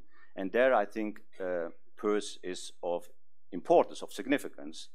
And maybe this is not an explanation, but at least it contributes to an analysis. Maybe this disintegration of the social mind, I mean, Nathan also talked about it, might be kind of partly explained by postmodern valuation of the individual as good and society as bad. So novelty, again, creativity, critique comes from the individual. Society is always restrictive. And I think this model has also contributed, I mean, that's, let's say, my 2 cents to this, I think, disintegration of the social mind. If we, I mean, Peirce does not use this notion of sublimation, but I think you can use his ideas to kind of contribute to, or to develop a different approach to this notion of sublimation. What is, and of course this is known by you, sublimation of the individual is not posed against society. Peirce says individuals are cells of a social organism. Individuals discover and develop themselves in interaction with their environment. So, and this is, I think, it goes against this postmodern approach to the relation between the individual and society, very much, I think, influenced by Nietzsche, but you find it also, as I indicated, in Freud and Lacan. So without society, no critical self formation. So society is not a danger, although of course some societies could be. So we have perverse, restrictive societies, but that doesn't have to be the case. And society is much more considered a kind of a critical self that transcends particular preferences. And I think this is the interesting point or insight that you find in Peirce. Critical self-formation is only possible if we impart a form to ourselves by virtue of an orientation towards certain societal goals and ideals. So society is not the source of, at least not necessarily, of restriction, limitation, closeness, totalitarity, but the source of, potentially at least, of openness, critique, not being kind of kept in your own individual realm. And I think if you analyze his notion of ideals, you can develop this view further, because he claims ideals can only be discovered by virtue of a real and virtual societal interaction. So ideals are always social, and of course, in the first instance, you always also look at your tradition and try to kind of respond or interact with the ideals that you got from your parents or society, etc. But of course, these ideals can never be completely realized, but remain in principle always subject to criticism. Although, I mean, they're given, and your parents tell you they're important, you are still able to criticize them and to add something to them. But the point, and this is, I think, the most significant aspect in, let's say, my this notion of sublimation and the way I try to develop it using Peirce, real criticism must again presuppose certain ideals that cannot be completely dependent on subjective preferences. They cannot be completely reduced to subjective preferences. So you see here actually that the danger, the kind of the source of restriction, limitation, is not the individual. It's not society, but it's the individual. And what Peirce adds to that is this ultimate ideal. He says, critical conduct necessarily presupposes certain ideals, but those ideals must presuppose in the end an ultimate aesthetic ideal. And I know that there is a lot of debate and discussion about this ultimate ideal, but what I find most appealing in his many definitions of this ultimate ideal is that this ideal must be, he says, I quote, a habit of feeling which has grown up under the influence of a course of self-criticism and of heterocriticism. So again, this ideal is not something kind of a dogmatic ideal, but it's the result of a process of criticizing it again and again from different perspectives, and actually always kind of trying to get the individual out of his own individual sphere. And I think that's the important and significant element here. So what you see is that diversity and organization, or diversity and regulation, do not exclude one another, but include one another. So the singular and the general, and again, you see in Freud, Lacan, Nietzsche, that there's always an antonym between the two. They, in one way or another, they cannot go together. But I think from a Peircean point of view, the singular and the general do not exclude, but they include one another. Diversity and organization do not exclude, but include one another. And because diversity can only be preserved and intensified by submitting it into a general form or idea, of course, grown again, developed in critical social interaction. So what Peirce proposes in his kind of characterization of this ultimate ideal, he says, pursuing and embracing as much multiplicity as possible.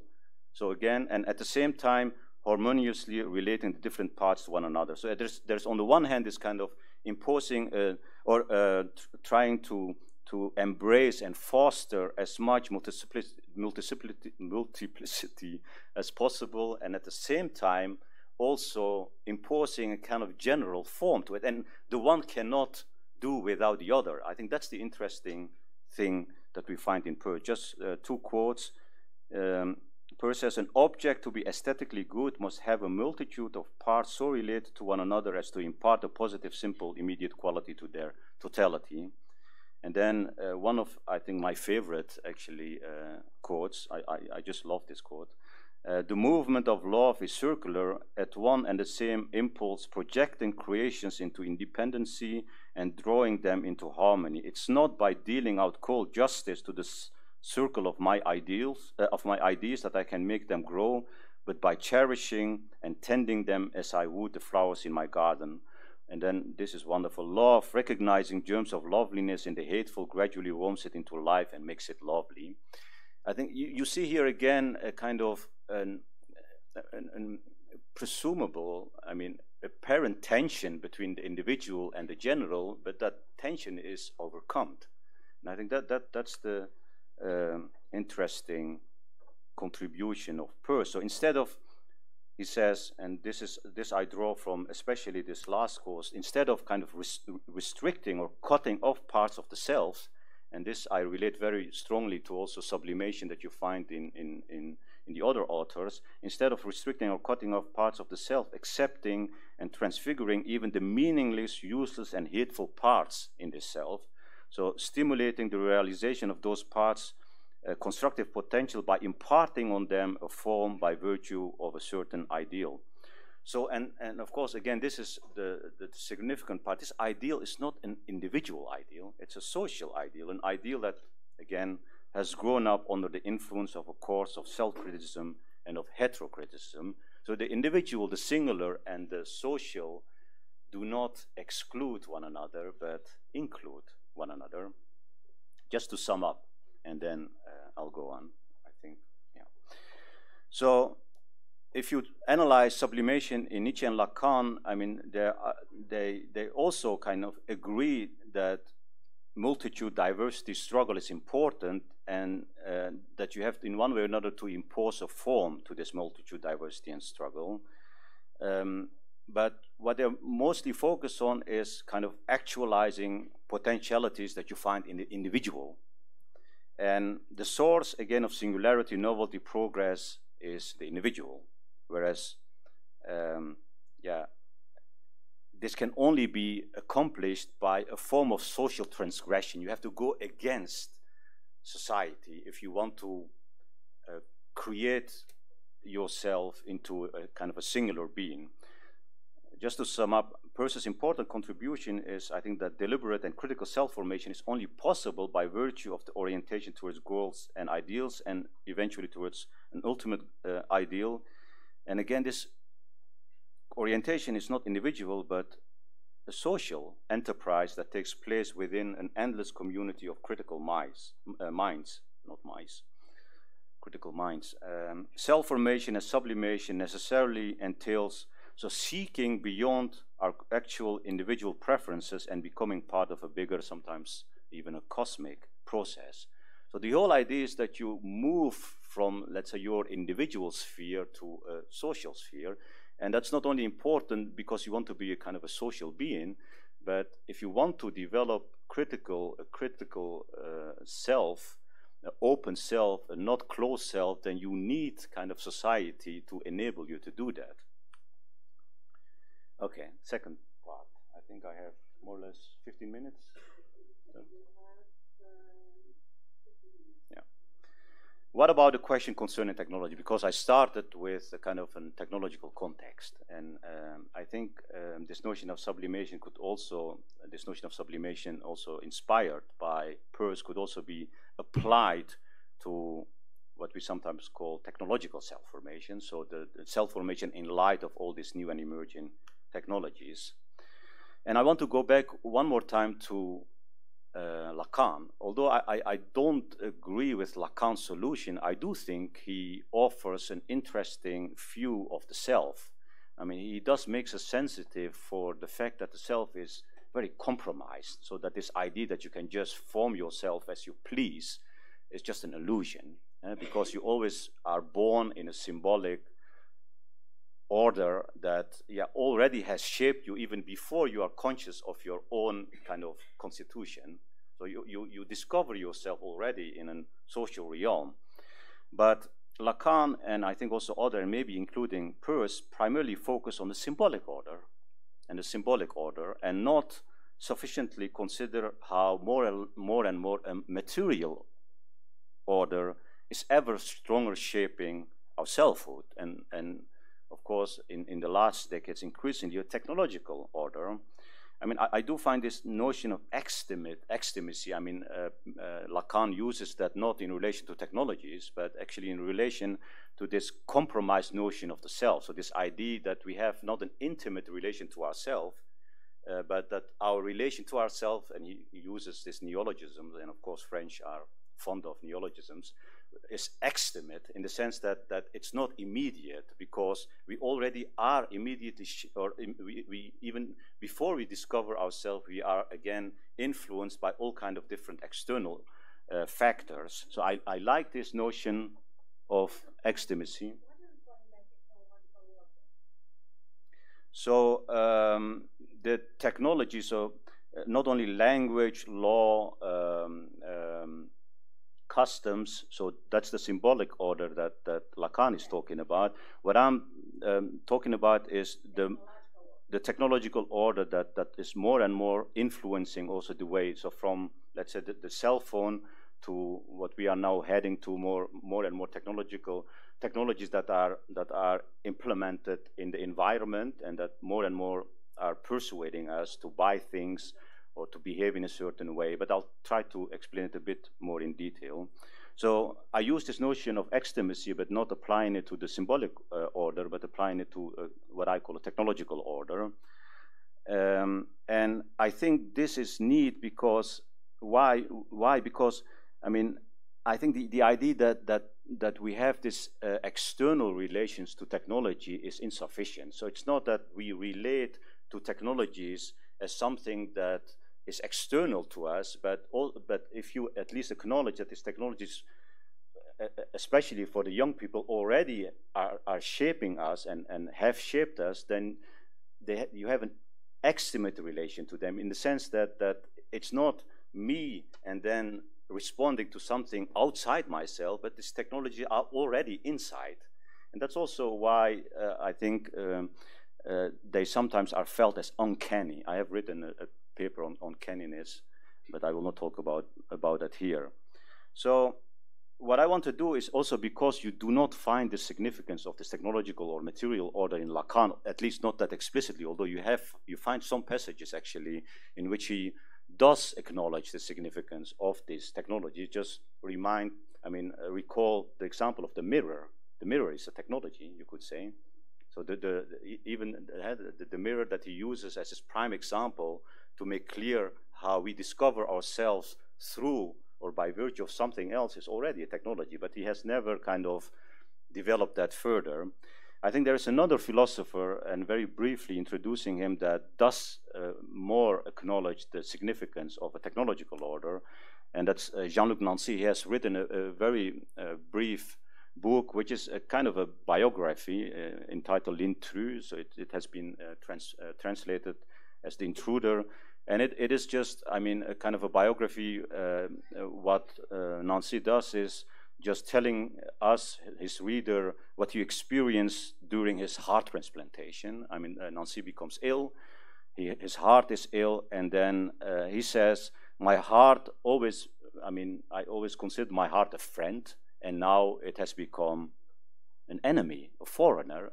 I mean, it can kill me.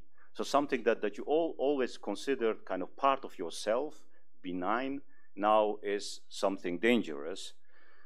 And I think it's not, I mean, the significance or what he wants to show us is not actually this sick heart, because you find many forms of strangeness in this in this brief text. He's talking about the sick heart, but also the donor heart.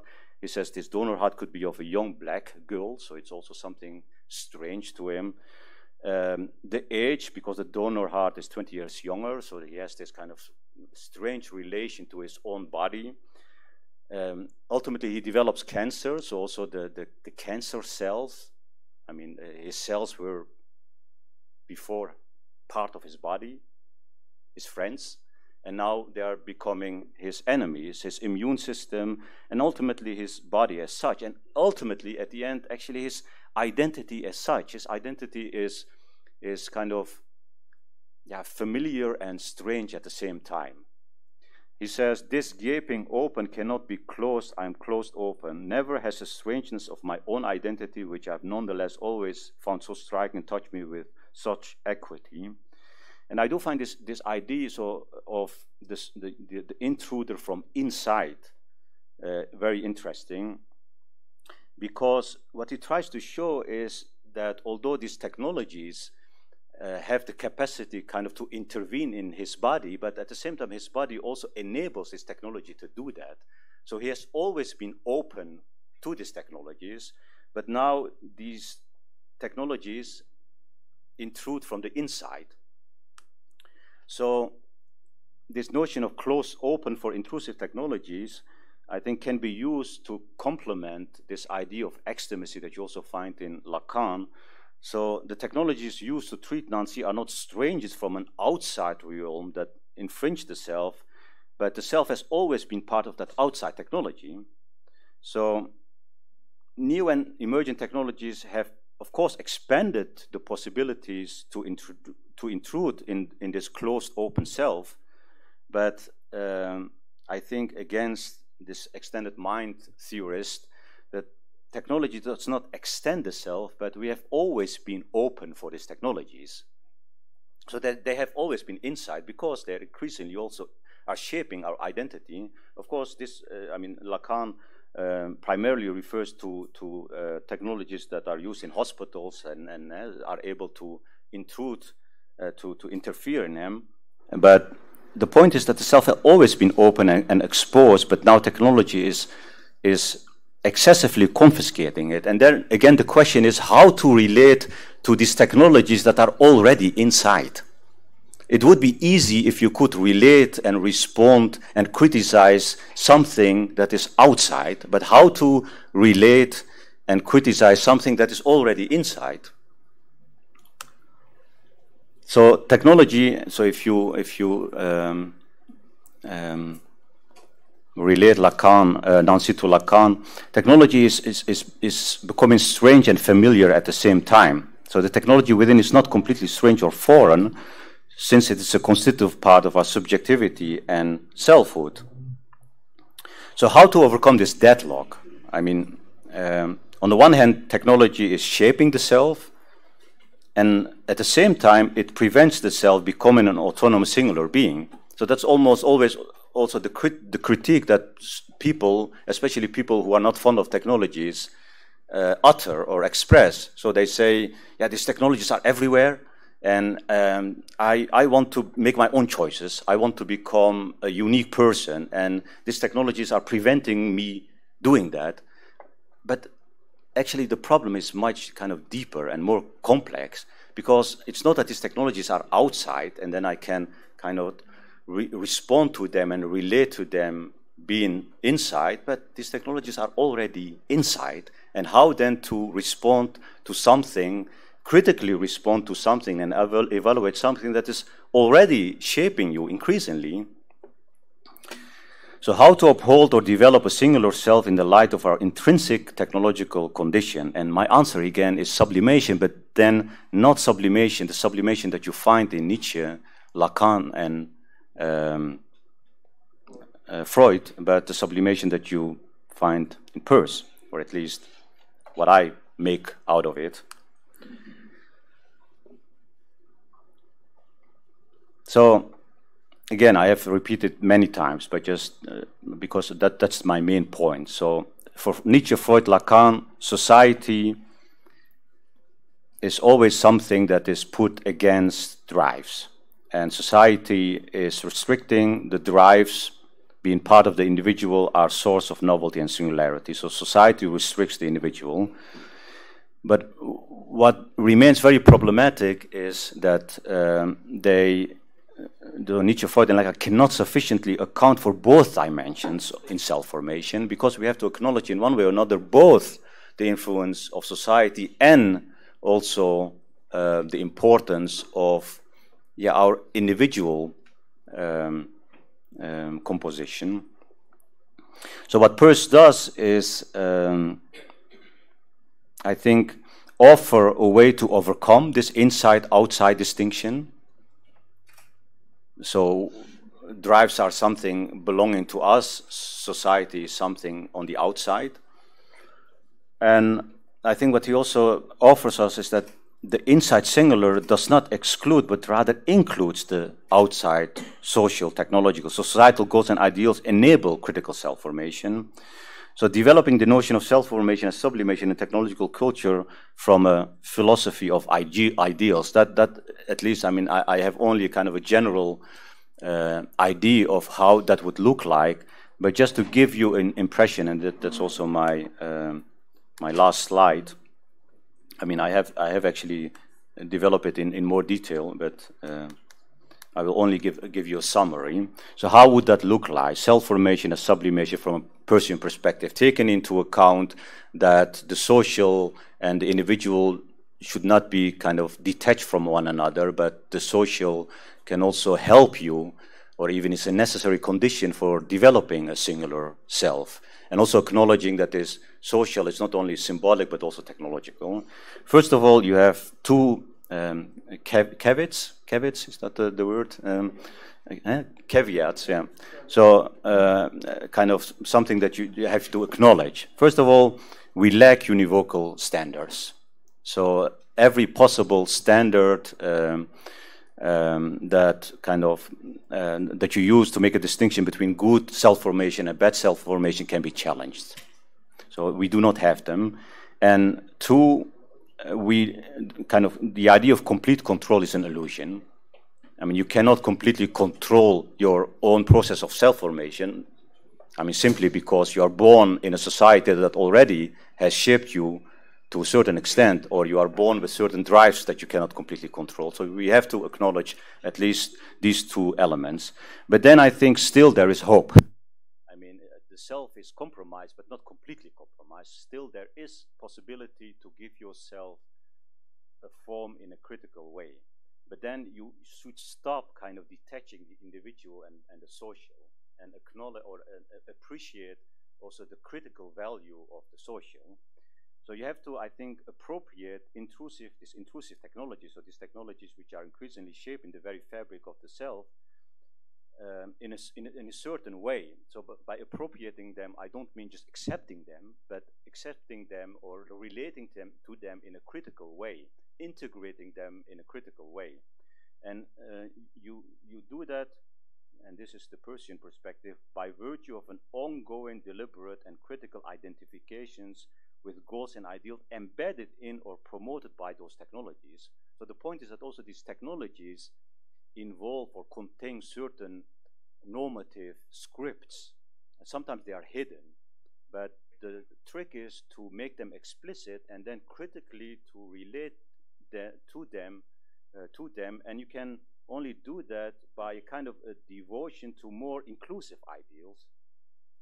And of course, this can be, I mean, you need all kind of different buffers that secure this devotion to more inclusive ideas, socio-political measures, democratic regulations, informed consent, the possibility to opt out.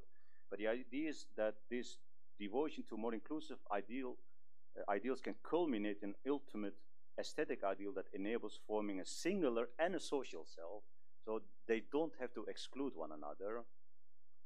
So again, you have to acknowledge that these technologies are increasingly shaping our constitution, ourselves. And you have to relate to them, but not, this relation is not a relation from kind of an inside realm to an outside realm, because these technologies have already shaped you.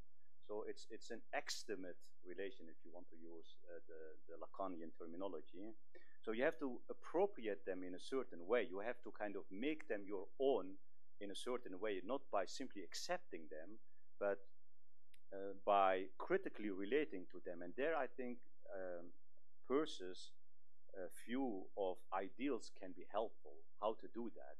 Because first of all, again, I'm repeating myself, you have to find out which implicit ideals and ideas are contained by these technologies or promoted by these technologies. Sometimes they are very aggressive, capitalistic kind of ideals. So you have to make that explicit and then relate to them. But you can only do that, again, by using other or more or better, more inclusive ideals. Again, so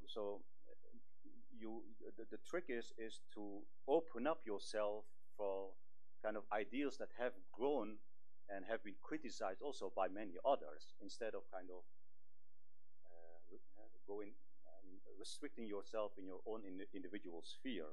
So this ultimate aesthetic idea, at least as I interpret it, is to a certain extent, although I think more hopeful, kind of a regulative principle that enable you to not kind of remain in this individual or in a present state, but always be sensitive for the possibility that you could your present state could be challenged by another person or by another power or a force. But you can only do that by not kind of remaining in your own individual sphere. Thank you.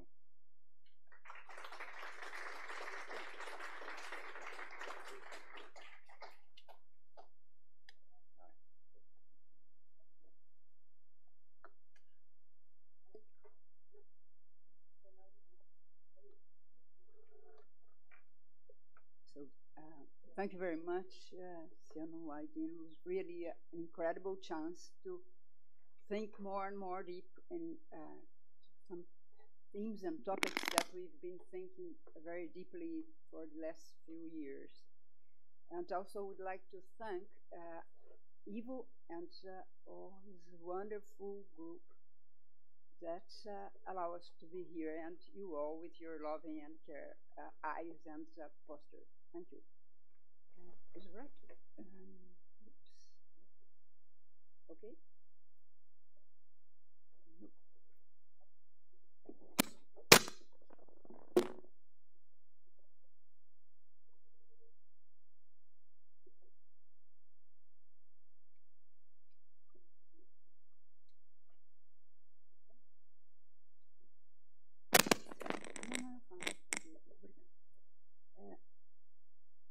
So I'm going to speak in English and have the translation in Portuguese.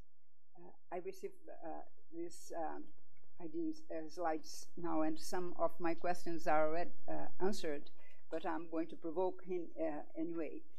So in his exciting paper, Ciano Aydin discusses the notion of self-formation as sublimation in the context of new technologies that promote, as he has shown us, amongst other novelties, human biological and mechanistic enhancement. He reminds us that emerging technologies promise to improve our neural organization and capacities to reshape our motivational patterns and emotional response.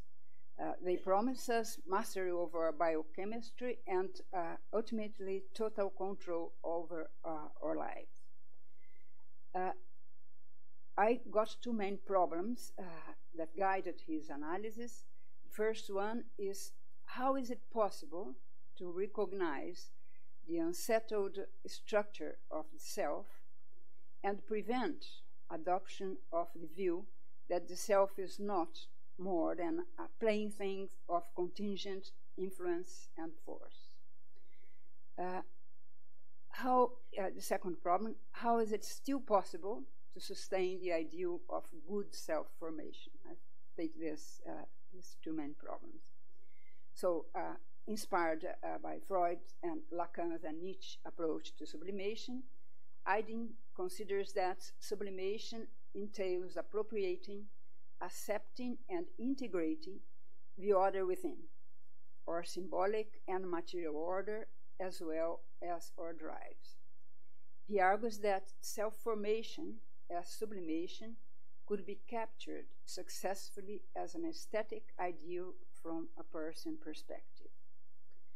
So he stressed that Freud's view makes sublimation dependent on what a particular society happens to find acceptable, which not only could lead to repression and arbitrariness, but also seems to disregard the importance of enabling individuals to develop themselves as singular persons. In Lacanian sublimation, and the tension between culture and nature is intensified. It says sublimation refers to the paradoxical challenge to rediscover a void, a kind of emptiness in yourself, and organize our drives around in such a way that it becomes possible to stretch societal boundaries without abolishing them. He suggests that in this way, a singular self can be formed within social order. So what's the novelty then? The novelty introduced by Peirce, according to Aydin, is the orientation towards goals and ideals that can bring about maximum inclusion, regulation, and most self-realization. He stressed that, for Peirce, it is crucial that the orientation towards the ultimate ideal is not an individual, but a social enterprise that takes place within an endless community of critical minds. This is an important point. The critical minds, an ideal that gradually brings about a habit of feeling which has grown up under the influence of a course of self-criticism and of heterocriticism. So from this very basic summary of his rich paper, I would like to inquire into his idealistic person analysis of self-formation and sublimation, considering the contemporary tendencies of not neutral technologies. So I have, in fact, one question formulated in 4 different ways. So what sort of evidence do we have that the contemporary self is nothing more than a result of the influence of alienating, non-democratic force guided, for example, by advanced communication technologies? And I know I read his answer about 2, but should we not, as individuals, groups, and societies, react strongly against this force that tend to not only to alienate us, we know nothing about how this stuff works, but also to manipulate people, as we are being experienced lately in Brazil, in England, in United States, everywhere. And the third question, how could highly polarized groups under the influence of advanced technology of communication organize their critical activities in such a way that it becomes possible to stretch cooperative, harmonious boundaries? It is like as if we are in a jail of high security. How can we get out of this? Should we just have ideals And what can we do to get out of that? And the last one, given the increasing iconic disorientation generated in the contemporary information era, how could sublimation help with the constitution of a critical self? This, for me, is very important, because if we are so disorientated, how could we keep these social ideals that we incorporate and are really responsible for our confusions?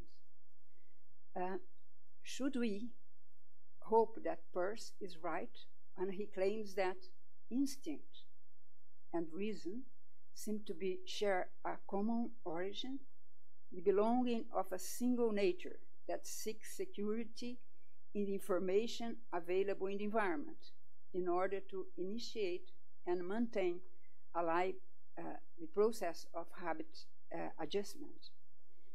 So the feeling I had when I read Cyanoiden's paper, I think was shared by Benjamin when he commented on Paul Klee's painting and the Angelus novels, that represents an angel who seems to want to move away from something that he stares at. He's scared.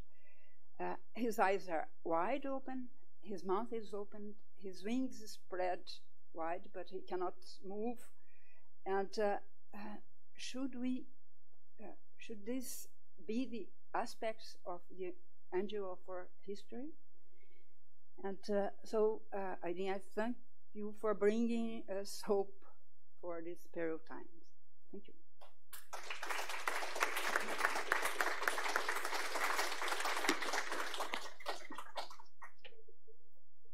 Thank you very much for your very significant questions. I tried to kind of reorder them a bit and ended up with 3 questions. So I have 4 questions, and I'll try to be as brief as possible so that we have also a bit of time for discussion. So first, how is it possible to recognize the unsettled structure of the self and prevent adoption of the view that the self is not more than a plaything of contingent influences and forces? I think because there is a difference between urges and long-term ideals. So in other words, we do not completely coincide with our short-term urges. So although, of course, if we do not cultivate ourselves, we can completely coincide with our urges and immediate responses. But because we can anticipate long-term ideals, we do not completely or necessarily coincide with ourselves and don't have to be a plaything of all kind of different contingent influences. So ultimately my answer is long-term ideals. Goals and ideals enable you to kind of form yourself in a certain direction and give yourself a durable form. Second question, how is it still possible to sustain the ideal of good self-formation? That's a very difficult one. I mean, Peirce at least indicates that we can not only have these long-term ideals, but we can also make, to a certain extent, a distinction between bad and good ideals, or less and more inclusive ideals. So that you have also at least a kind of a regulative, I would say, a regulative standard for making that distinction. So that would be, but then of course framed in a very Peircean terminology, my answer to how it's still possible to sustain this ideal of good self-formation. And then what sort of evidence do we have that the contemporary self is nothing more than a result of the influences of non-democratic forces guided, for example, by advanced communication technologies? I think we have a lot of evidence, but let me just give you two examples. First example is that the design of technology is non-democratic at all. I mean, technologies are designed by engineers, and their product of their design is not kind of debated in a democratic context. So a couple of engineers, and of course multinationals, determine ultimately how our technological environment looks like. I mean, we were just talking about that yesterday. I cannot even choose to replace the battery of my iPhone. I mean, because Apple does not allow me to do that. So we have, I mean, technology are completely closed boxes. So that's one evidence. I think maybe even a more clear evidence is the filter bubble. And I think this also makes a bit clear, or can illustrate my point about kind of difference between, or the distinction between individual and society. I mean, this personalized technologies, so this idea that if you try to find something on Google, Google will adapt to your wishes and preferences and will give you exactly what you want. I mean, that's almost always sold to us as something great. But what you ultimately find out is actually that this algorithm functions in such a way that they just look at the history of your behavior. So if you want something, ultimately you will get more of the same thing and more of the same thing. So this bubble will become smaller and smaller, and ultimately there is nothing else than only your kind of the things that you want. So the external reality is getting further and further. So just to illustrate the danger of kind of remaining in this individual sphere. And I think that also illustrates that criticism, real criticism, comes always from the outside. Something has to kind of get in, penetrate in the inside, and ultimately also, if we would be able to develop good algorithms, these algorithms would have to enable us to get something that we don't want. And just like, or maybe one other comparison, I mean, you know, if people have a birthday or are married, they send you a list of things that they want, which I always have found stupid. I mean, because then they can buy it themselves. So you need to give people presents that they don't want and not presents that they want, because only then they can have something that they didn't expect it, and their, let's say, world, I use maybe a bit too heavy words, their world would be a bit more expanded. Okay, should we not as individuals, groups, societies react strongly against these forces that tend to alienate and manipulate people?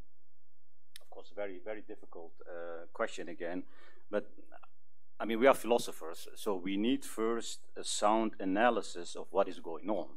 I mean, that's why I put much emphasis on this kind of extimate relation that we have towards technology.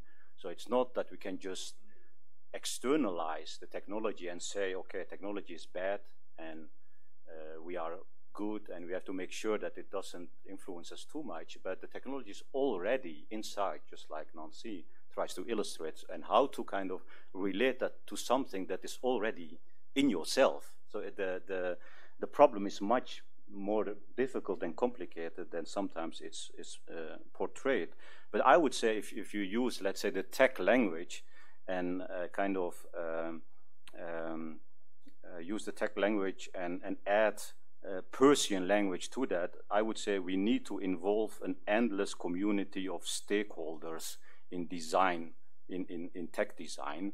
So going back to the iPhone and of course also other more influential technologies, it has to become also the ideals engraved in this technology have to become part of an infinite debate on whether it's a good idea to have these kind of technologies, or maybe it is better to have technologies that contain other more social ideals and ideas.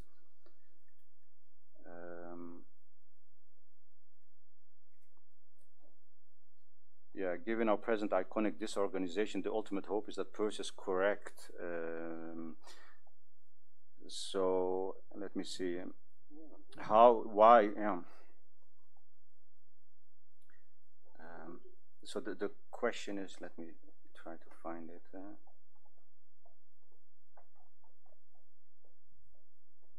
So the question, Eileen, is the hope in our instinct rather than in anything else, or we are lost already in the history? Yeah. So why do we think we could overcome this disorientation? I think that was your last question. yeah, I think the source of disorientation is the individual, to put it very simple, and the individual remaining in his own individual closed sphere and not society. So if we want to overcome this disorientation, we have to reach to the other, outside. I mean, if I am disoriented and confused, I almost often ask somebody else, my wife, how am I doing? So you need to listen to somebody else and reach out to somebody else to orient sometimes your disorganized drives. So it's the other that provides this orientation, but of course that the other and society requires a lot of conditions and buffers. So self-formation, good self-formation should not be tackled on an individual level, but on a societal, political level. Thank you. So, thank you, Sienna.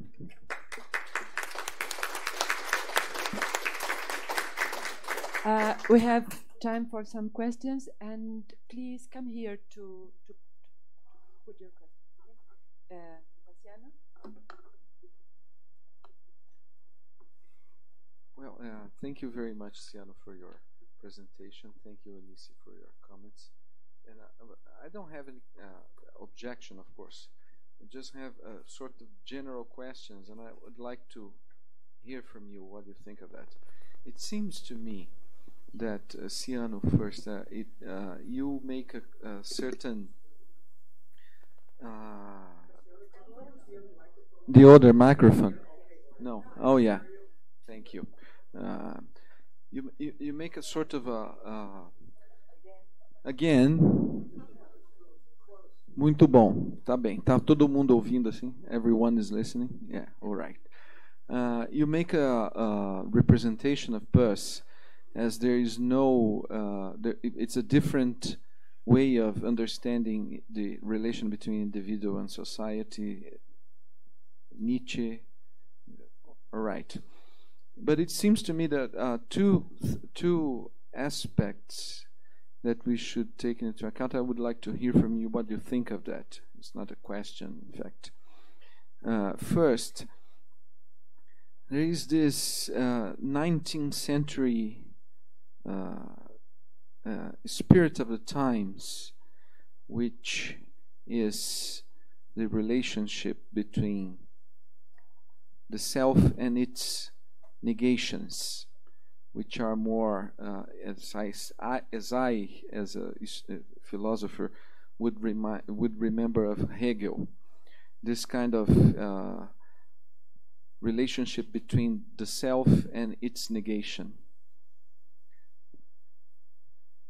And what you said to me seemed like a very dialectical reading of Peirce. You have to internalize what is negative in order to accomplish yourself. And second point is, sometimes I feel that Peirce tends to merge the individual into the universal chain of thirdness. And I would like to hear what you have to say about that. And well, that's one of James's reaction to Peirce.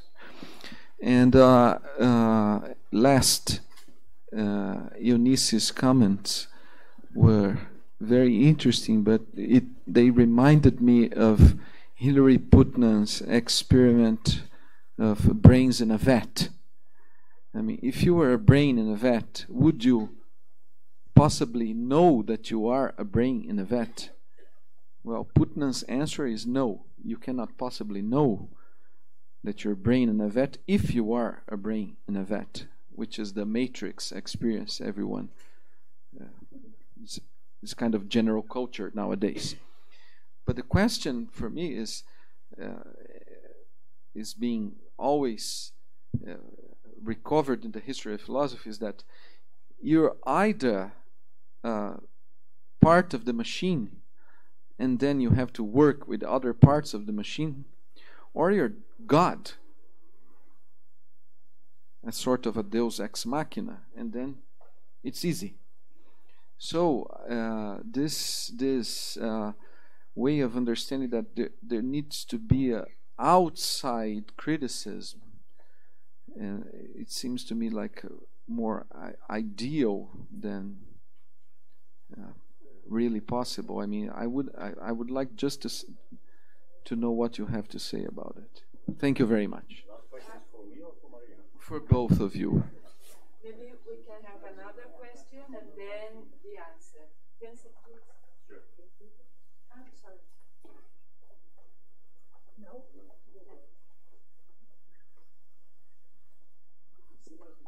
Quickly, in defense of Freud, I do not think his overarching ideal is social adaptation. I think he thinks we need to be socially adapted for two reasons: to secure creative work and to establish meaningful relations. That's the core of his eudaimonism. His ideal is not social adaptation. Second, very quickly, the notion that self-control, exercise upon self-control begets the veer, using Henry James's term, it gets very close to a Peircean notion of sublimation. It's sublimation except the word.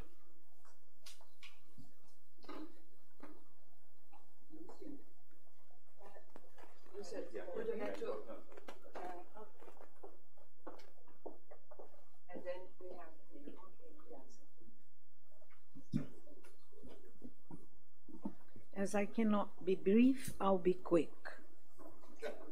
I have a background in Freud and Lacan. I have a background for 30 years in Freud and Lacan. Well, I agree with your goals. I appreciate them, but I do not like and I cannot agree with your starting points. I think that you are based on... No, you cannot. Por quê? Oh, no. No, it's okay. You begin with an opposition which doesn't exist, neither in Freud and Lacan, and even less in Peirce. The opposition between the social and the individual. Why? We cannot speak about the self in itself, neither in Lacan, nor in Peirce. You know, you mentioned the mirror stage. The constitution of the ego is already double. In Peirce and Lacan and Freud, the constitution of the ego comes from the opposition with the no ego, which is very paradoxical in our lives. Now, the other point, the problem of the individual. We cannot say about individuals neither in psychoanalysis nor in Peirce. Semiosis is not in us. We are in semiosis. We are signs. From the beginning, we are social beings. So I cannot speak about individuals separated with the starting point of our nature is social, because we speak.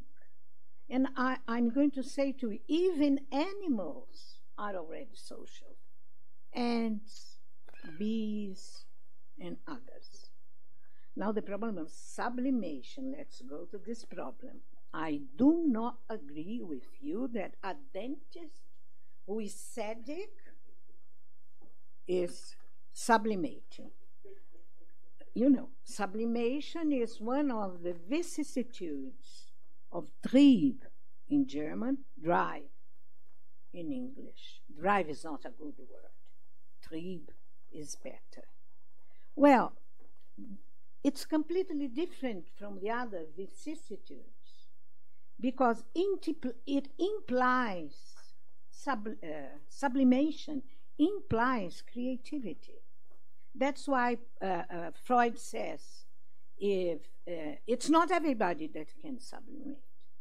If you do not have the creative capacity, you go and take care of the flowers of your garden. It's interesting that Peirce uses the same image of the flowers of the garden, which is the connection between. I like your idea. It's an excellent idea that there is sublimation in, and although Peirce didn't use this word, sublimation, there is a connection here. Where? When Peirce values the best value that human beings can have is creativity. Now, when we collaborate for the development of creative reason in the world, we are sublimating, of course, because we are being creative. Now, finishing. I cannot accept the word existential for Peirce. This existential is not. Although you can find the value of experience and historical experience in Peirce, he's not an existentialist. This would restrict Peirce only to secondness, and we can have misunderstandings. Well, about technology, we had a lot to talk about, but this is not the occasion.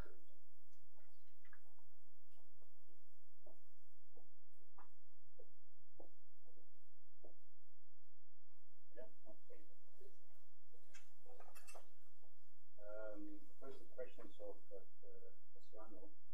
So, the self versus its negation. Sorry. First, the questions of Cassiano.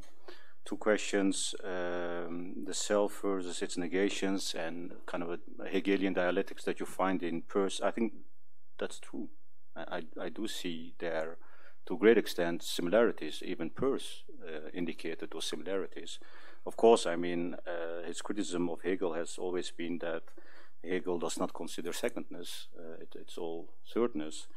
But this idea that the self kind of discovers itself and forms itself in a social relation. You can only discover yourself as child if you relate yourself to, as son, if you relate yourself to a father.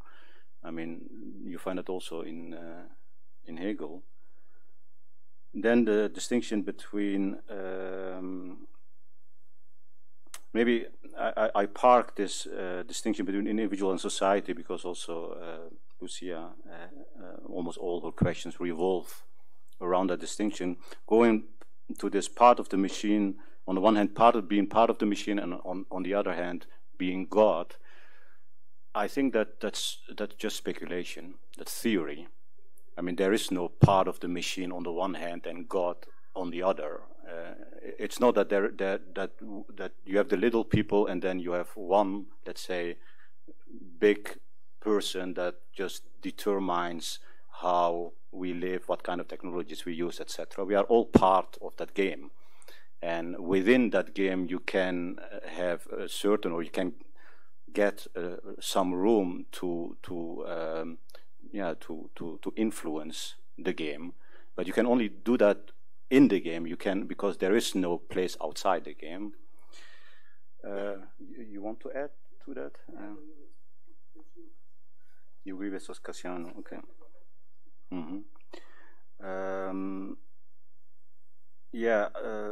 Freud, Vincent. There are a lot of readings there possible. I mean, but also in the literature, and I have read as much literature as possible about this notion of sublimation. There is a lot of debate, but what is clear that I mean, it's not that the social is kind of put against the individual, and this also relates to what you said.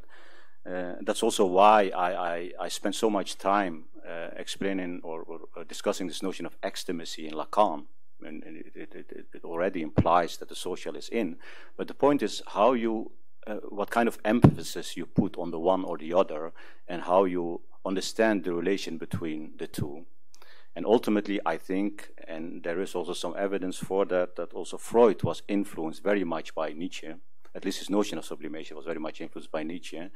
And statements that you find in Nietzsche, like the individual starts where society ends.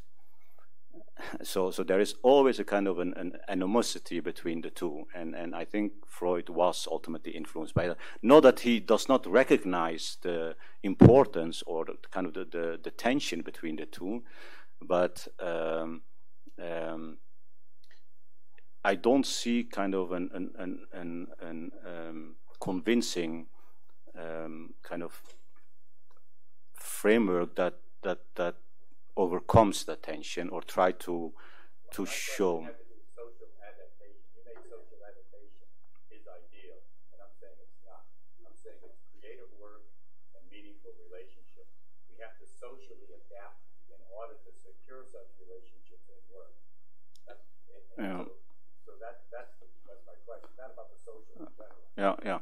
Okay. No, but again, I mean, when he talks about social valuation in relations to sublimation, ultimately that is the demarcation criterion. So there he stresses the importance of redirecting your drives in such a way that they fit certain socially valued. I mean, yeah, I read it there. So, yeah. Okay, let me see. Yeah. Lucia, the opposition between the social and individual. Again, I don't claim that Freud and Lacan do not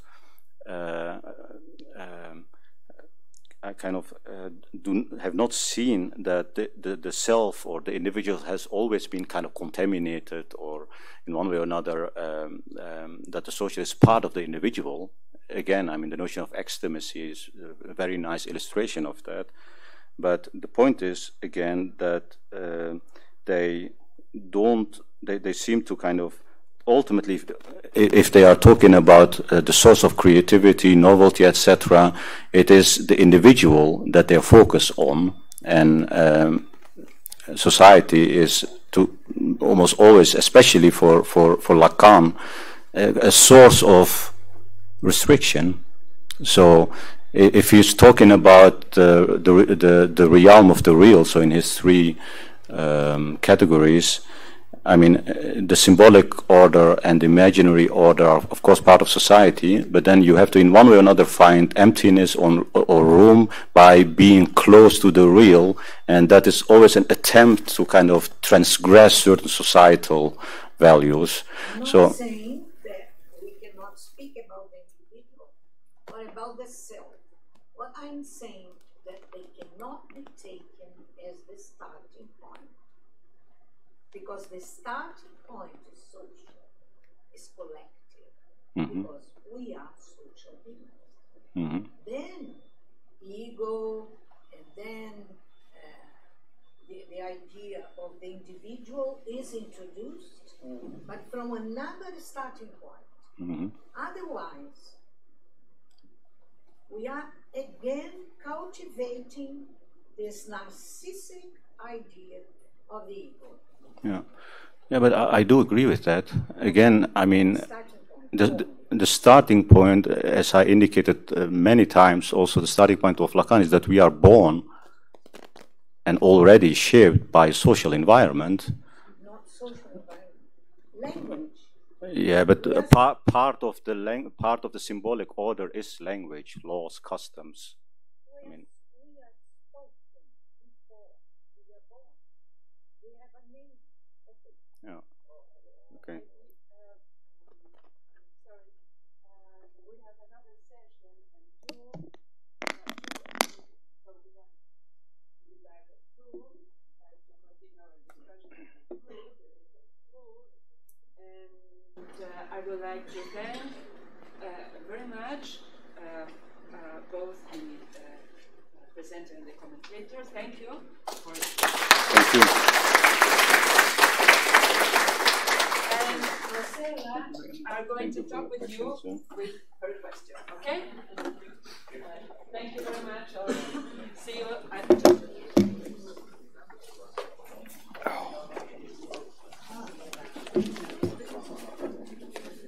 So, thank you for the question. Excellent. Thank you. I don't think that we must have started. No, it was not, I mean, I don't mean a starting point in time. I mean, that was not the point.